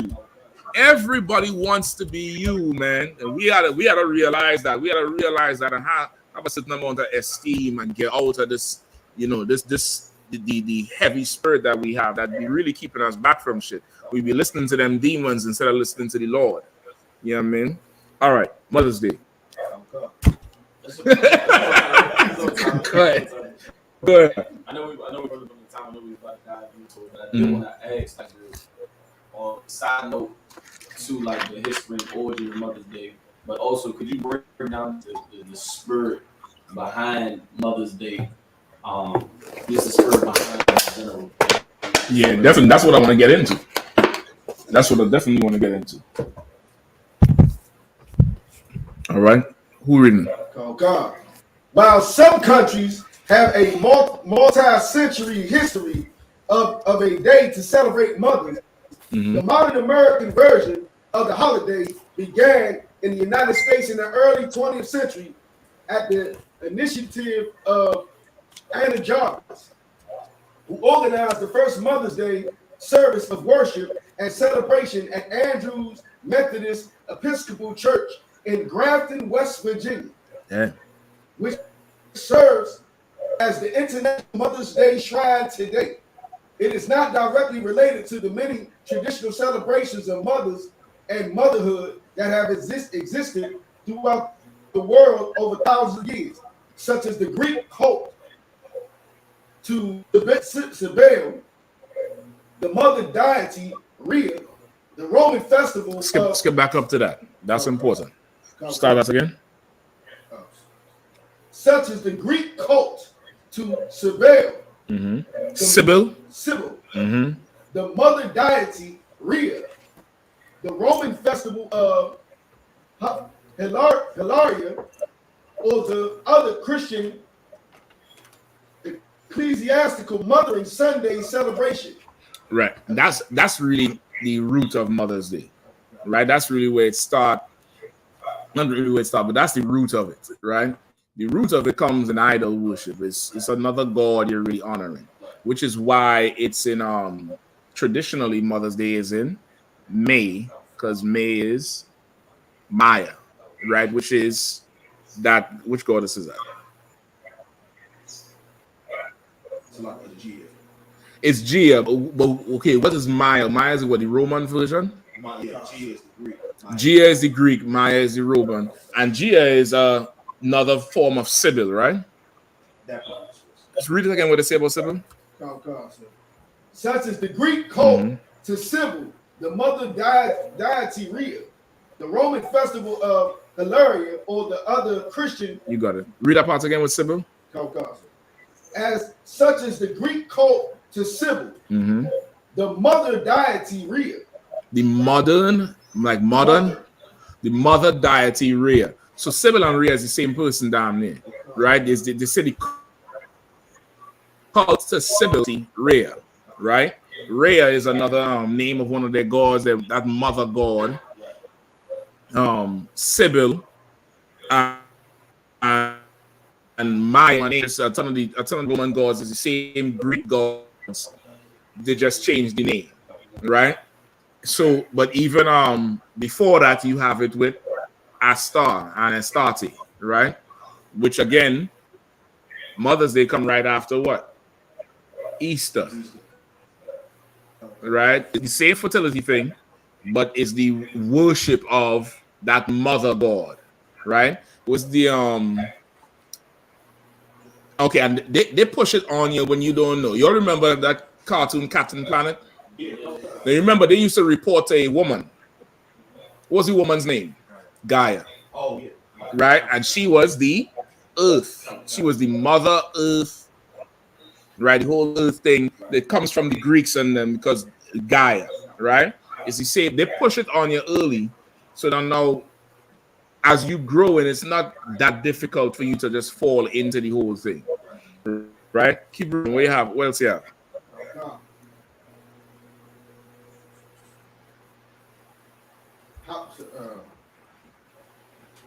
Go ahead. Do they tell you about the commercial part of it? Go ahead. The version of Mother's Day has been criticized for having become too commercialized. Jarvis herself, who began the celebration as a liturgical observance,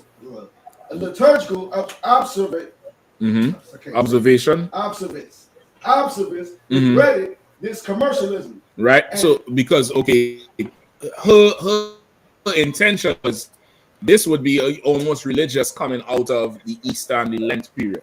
That was her intention. Her intention was this thing that, you just honor women with a whole day and you go with the visitation. But of course, the oppressor is the spirit of excess. You gonna go there with no flowers? I can sell you some. You gonna go there with no card? I could sell you some. And before long, Mother's Day is a huge industry. Again, that props up just the oppressor. Mother's Day ain't got no meaning. Even if we celebrate Mother's Day, but what you're celebrating now ain't even the original shit that the woman wanted. You get the point? Go ahead. Regretted this commercialism and expressed that this was never her intention. In response, Constance Adele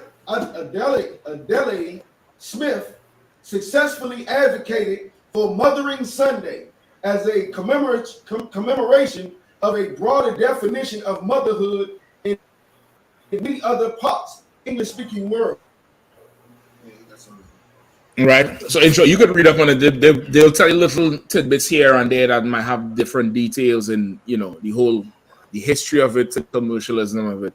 But really, it's an extension of Gaia, Rhea, Maya, Mother Easter, Ishtar.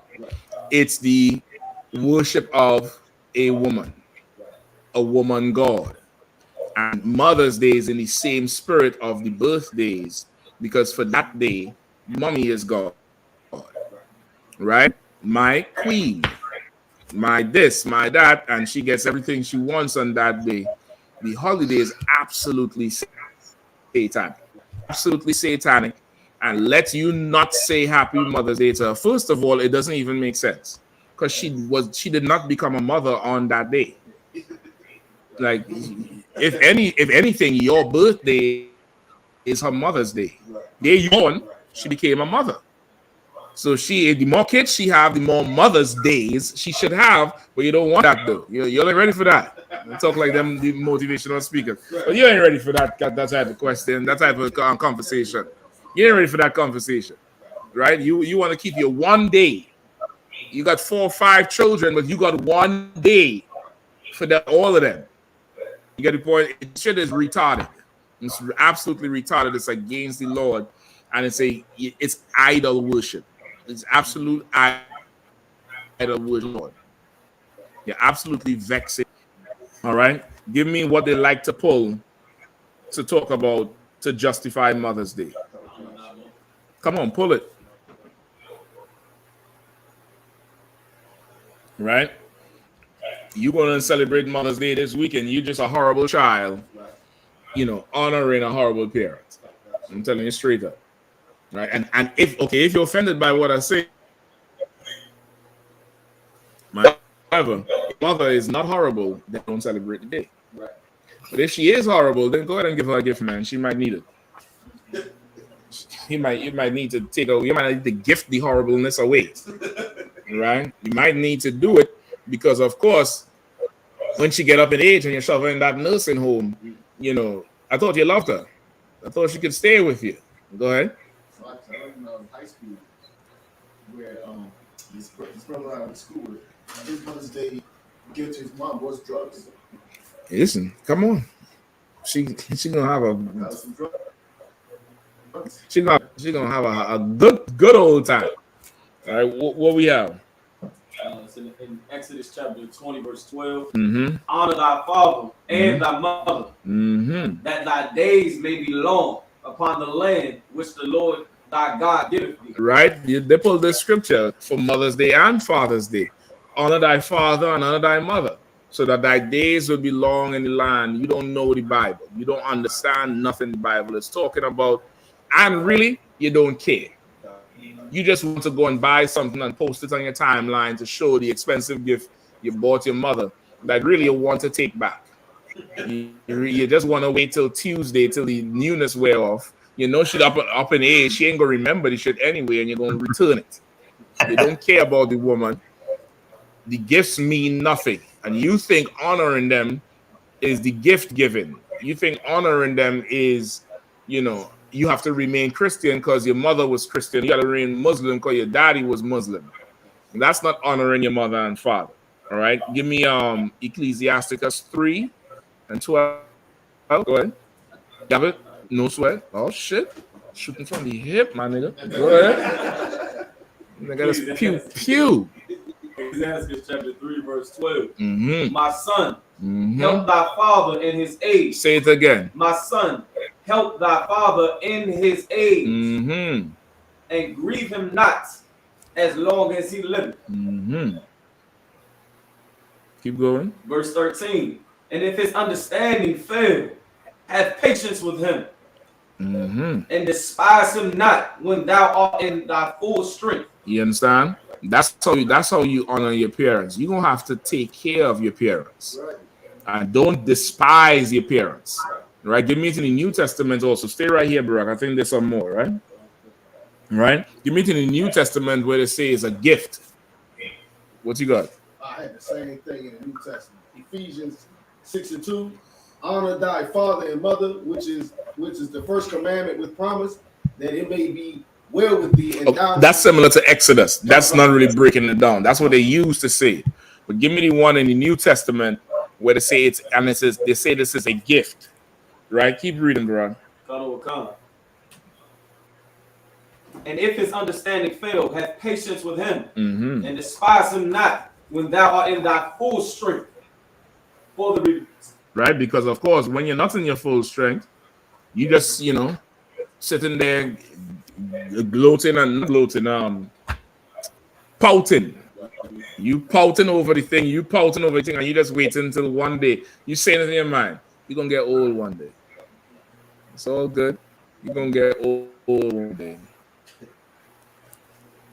You don't know he keeping something for that. You're gonna get old one day. I'm gonna see you. I'm gonna loosen up that cage. Tell them you fell down on your own. Go ahead. In this scripture, it's don't confess no one. Put us all in on the Rico. We all in on the Rico shot.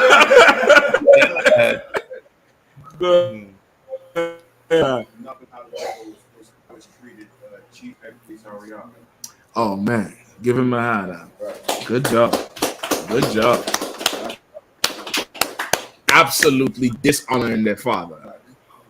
Go ahead. It's like so, and this is such a part of Christian culture, American culture, to dishonor your father. I remember coming up, my younger brother, my father did something that made him mad. And he was like, "What? Like 18?" And then he said that, and my father was like, "Oh, it's today." It's what we do now. Pieced him up. I was like, so let's do this now. Yeah, why are we waiting? Yeah. Come on, step outside. Huh? Come on, step outside. Let's do it now. You a man, huh? You a man. And that comes from I.S.U.P. It comes from I.S.U.P. where only the strong survive. So now, at one time, the father was strong and the mother strong, and they have the wealth like Bill Gates in them. And the sons come up, and they want the position, but they can't wait. They don't have the patience to wait. They're selfish. Man, you know what I mean? Make the radio fall in the tub with that nigga, man. Do something. Slacken the brakes. Them is the Menendez brothers, right? What's it called? A family side? That's what they call it? Family side. They have a name for that type of unaliving.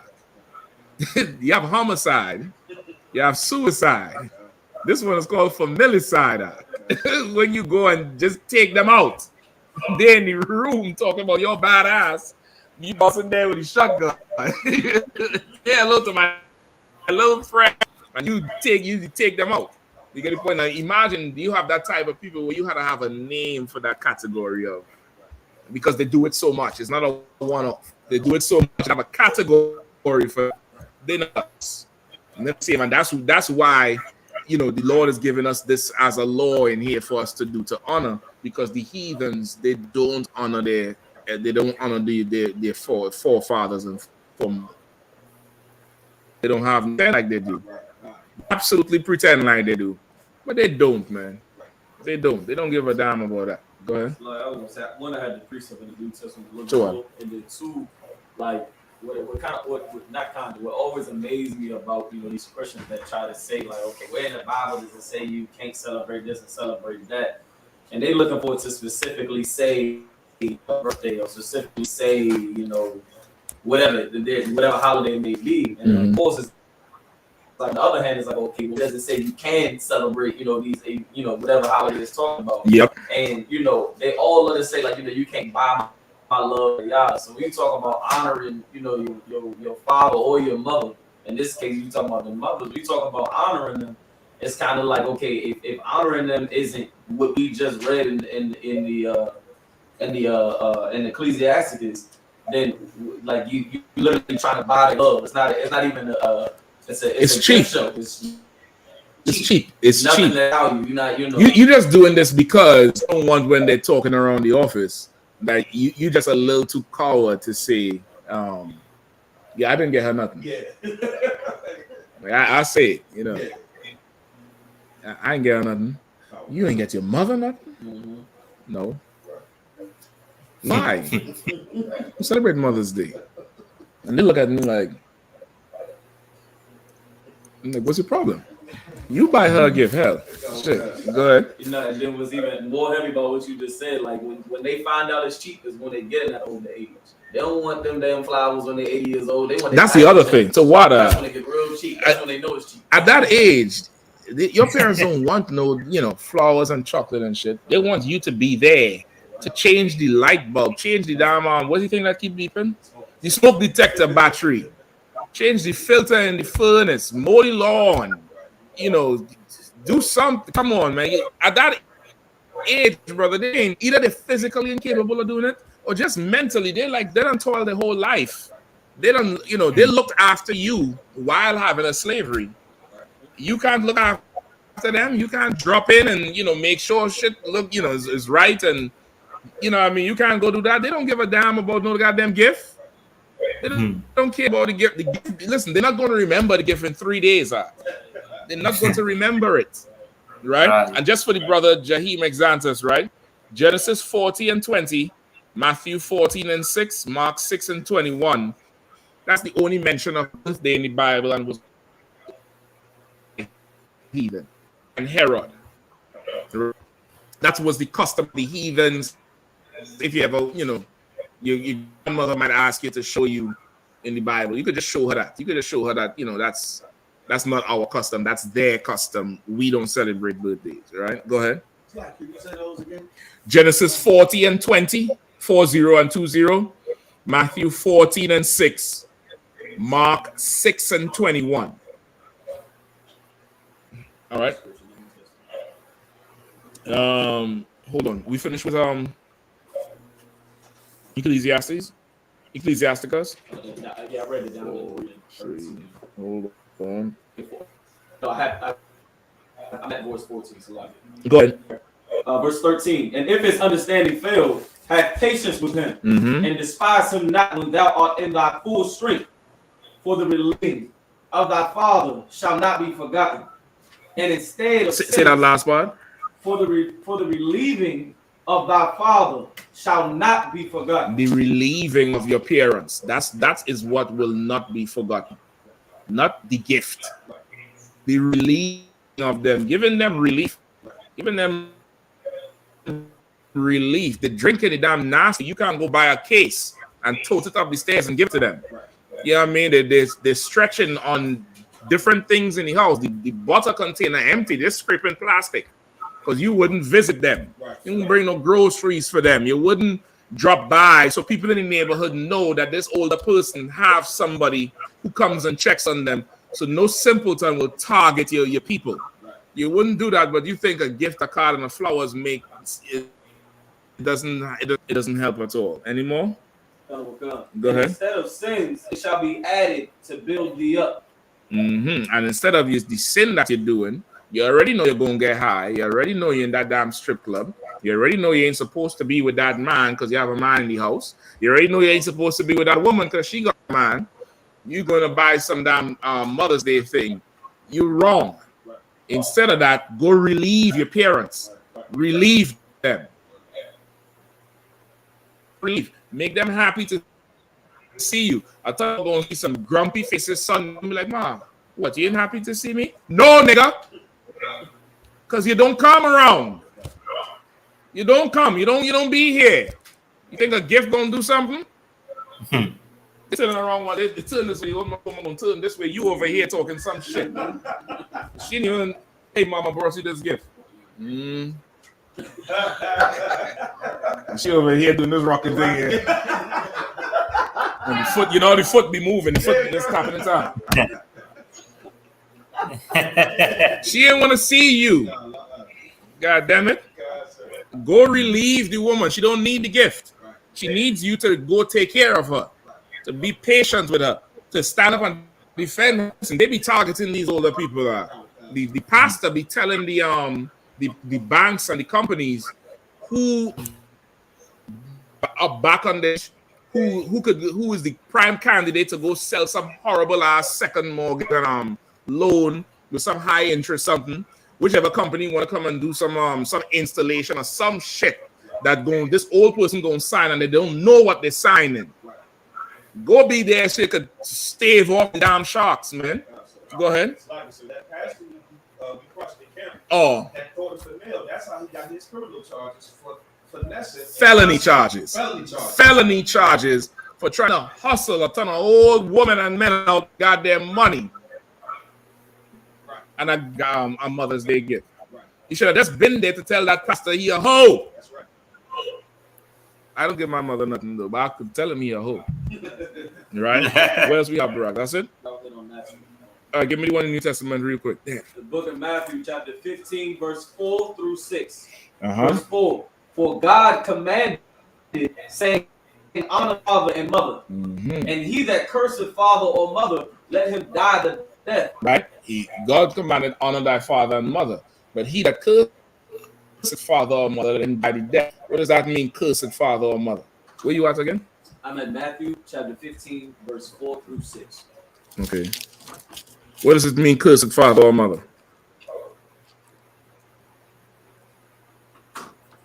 Who knows?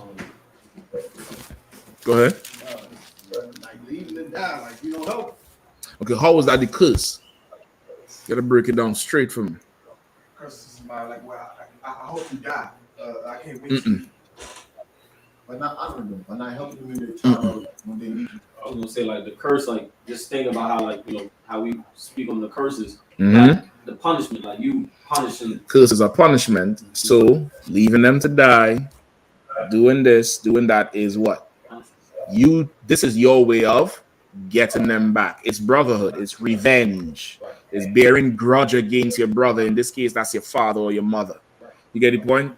You now want to that serve them right for beating me like that for that F I got, or embarrassing me like that, so and so and so and blah blah blah, and you just so self-absorbed and caught. Like something happened at 9, and you just now I ain't talking about some kind of child molestation or something. You get to the point where you could forgive them for that, right? We'll show you how to get that up in here. What I'm talking about is just regular Israelite parenting, and you know that belt is a problem. From the time they just take the belt and just flex it, clap, clap, you start cold sweating and shit, right? You want to get them back for that. Something's wrong with you, right? Something's wrong with you. They tried their best to keep you straight. It wasn't something that they just wake up every day and wanted to do something to you. But they tried their best. And even in that situation, you had to understand for one thing and one thing only. I know we've been back for a week, Salakia. The white man is the devil, the Bible says. You had to understand that thing, right? He is the devil the Bible speaks of. And oppression on our people will break us out. And your parents was oppressed, you oppressed. Your parents was oppressed, so maybe they mishandled you young. You oppressed, so now you mishandle them when they're old, and your children mishandle you when they're old. And you think you better than your parents, and you're gonna raise up your kids better. You're raising up kids that's worse than how you would. It's a whole cycle because the white man who homeboy trying to save over here is the devil the Bible speaks of. You get the point? He don't care that you don't go relieve your father or your mother, but come back from him to take some gift to her. But he don't care about, this woman needs some help here. He does this, that. He don't care about that, right? He wants you to go pay him the money and give that fake love to your parents, right? Keep reading. Verse 5. But ye say, whosoever shall say to his father or his mother, it is a gift, by whatsoever thou mightest be profited by me. No, break that down. Read it again one more time. Verse 5. But ye say, whosoever shall say to his father or his mother, it is a gift, by whatsoever thou mightest be profited by me.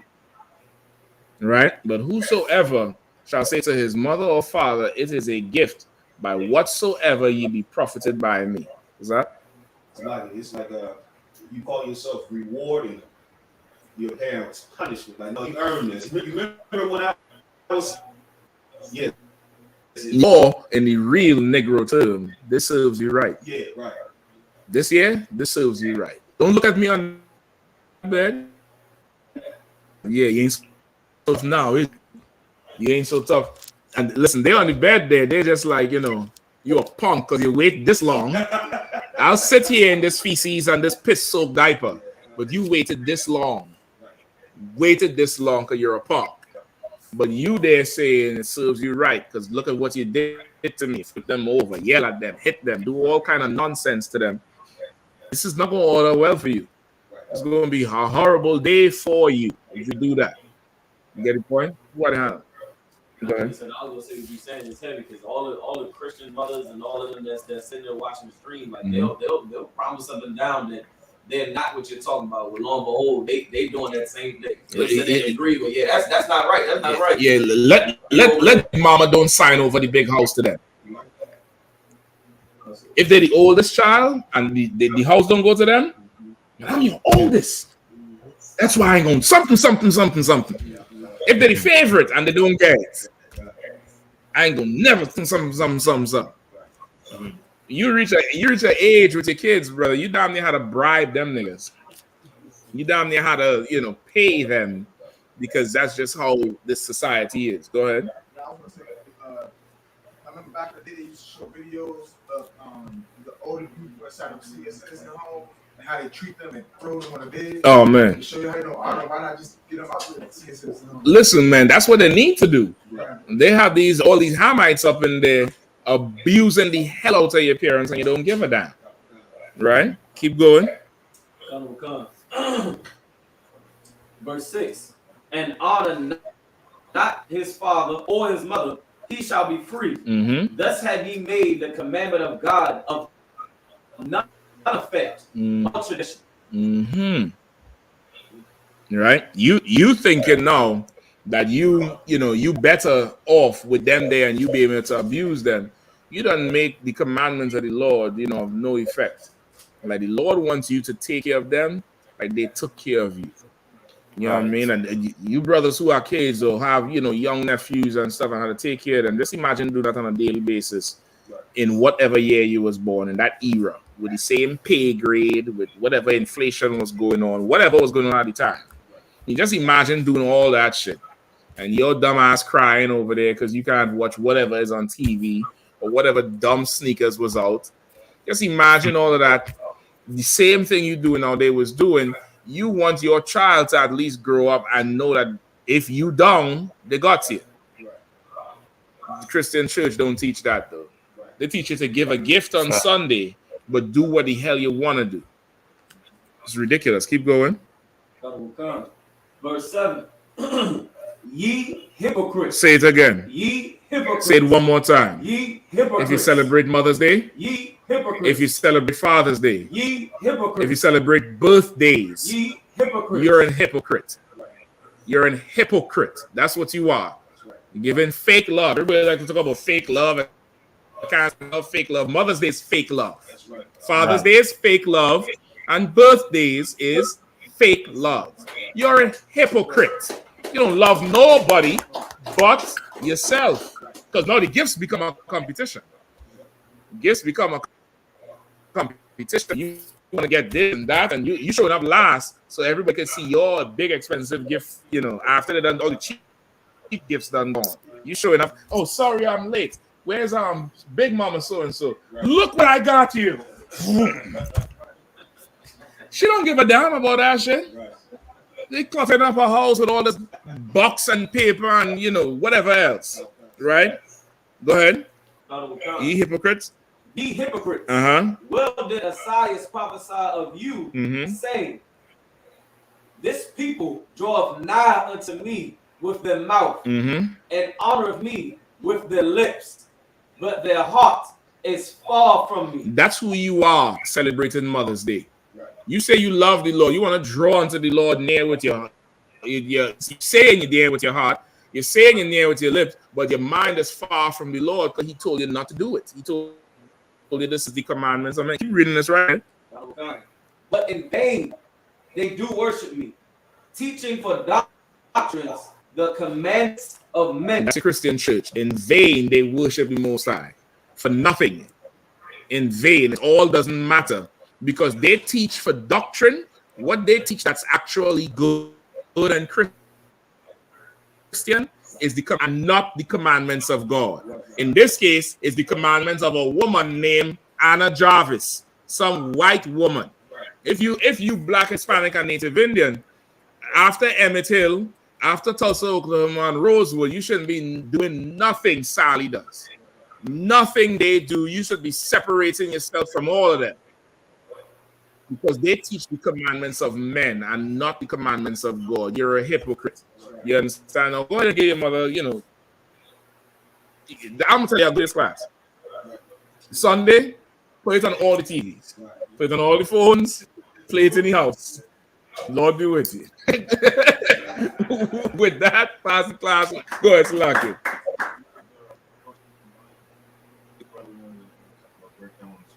I might be able to get what was the scripture?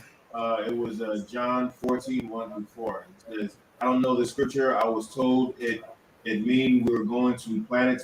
Forgive me if I sound crazy. This is what I was told. You don't sound crazy. And listen, the Christ said, listen, man, what he's going to prepare for us is ridiculous. You can't even imagine what he's coming with. Run out of time. Either tomorrow's scripture break class, or you could just come next week, ask it, and somebody gonna break it down for you. All right, right up on the time. Salakia, brother, but you're not crazy. And if you are crazy, you're the right type of crazy. You need to be. What city you from? Whatever city you're from, brother. Just type that in on the internet. I.S.U.P.K. Whatever city, whatever state, and call the number, and you could get down to that school and get all the way locked in and plugged in. All right. With that, pass the class over to the priest and officer to God. Security announcement. We got an I.S.U.P.K. out of One West, 125th Street, New York, under Commander General YAHANNA. New rules for brother and sister. When a new brother and sister come to the school, they are off limits for 6 months. They are to be saluted only. They are here to shut themselves with the world. After 6 months, if a brother or sister has an interest in a particular person, he or she must get permission from the head to speak to a brother or sister. There is another 6 months in which a brother and sister will court each other. After this 6 months period, the brother or sister will get permission from the head to marry. Tithes, which is a commandment. You can find this in the book of Numbers, chapter 18, verse 21, and Malachi, chapter 3, verses 8 through 10. It means tenth in the Hebrew, and it's pronounced ma'ashra. 10% of every penny or any increase the Lord gives you, give to the treasury department or teacher. Priest fund, free will offering for priests, not mandatory. Whatsoever amount you would like to give. The upcoming holy convocations, which is Feast of First Fruits, starts after the Sabbath, unleavened bread, sundown, Sunday, April 9th, 2023, 50 days. Celebrate the 50th day on Monday, 29th, 2023, starts before sundown. You can find this in the book of Leviticus, chapter 23, verses 10 through 22. Remind Akim and Awatin to check on social media such as ISUPK.com, Facebook, Twitter, YouTube, and so on for ISUPK events and materials. If a brother wants to be a trooper in the school, you should start wearing all black, which includes black boots, black shirts, black pants, black headbands, or scarf. With that, I say Elijah, which means to stand. While for YAHANNA, which means turn and face the east, you're going to say, the Lord spread the evil, repeat after me, Abanaw. Shabbat Shemayim. Kodah. I.S.U.P.K. Yahweh.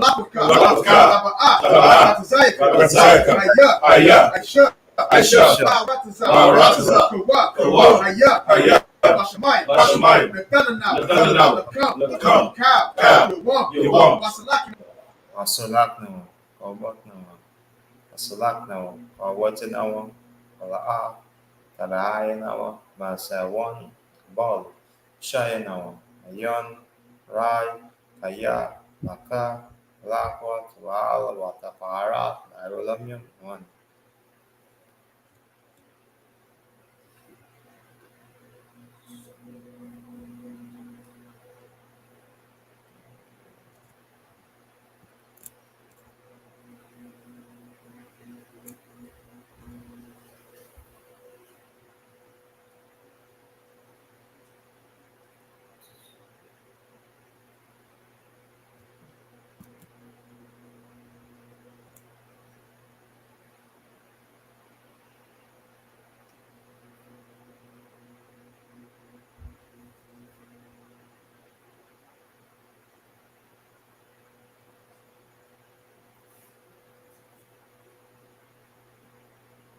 to the teacher, and the Israel Michael Barak. Yahweh Shem Yahushua Barakatah. Yahweh Shem Yahushua Barakatah.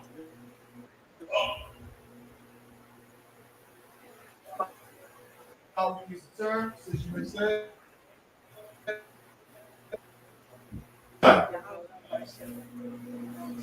There you go, time. Yes, it's here.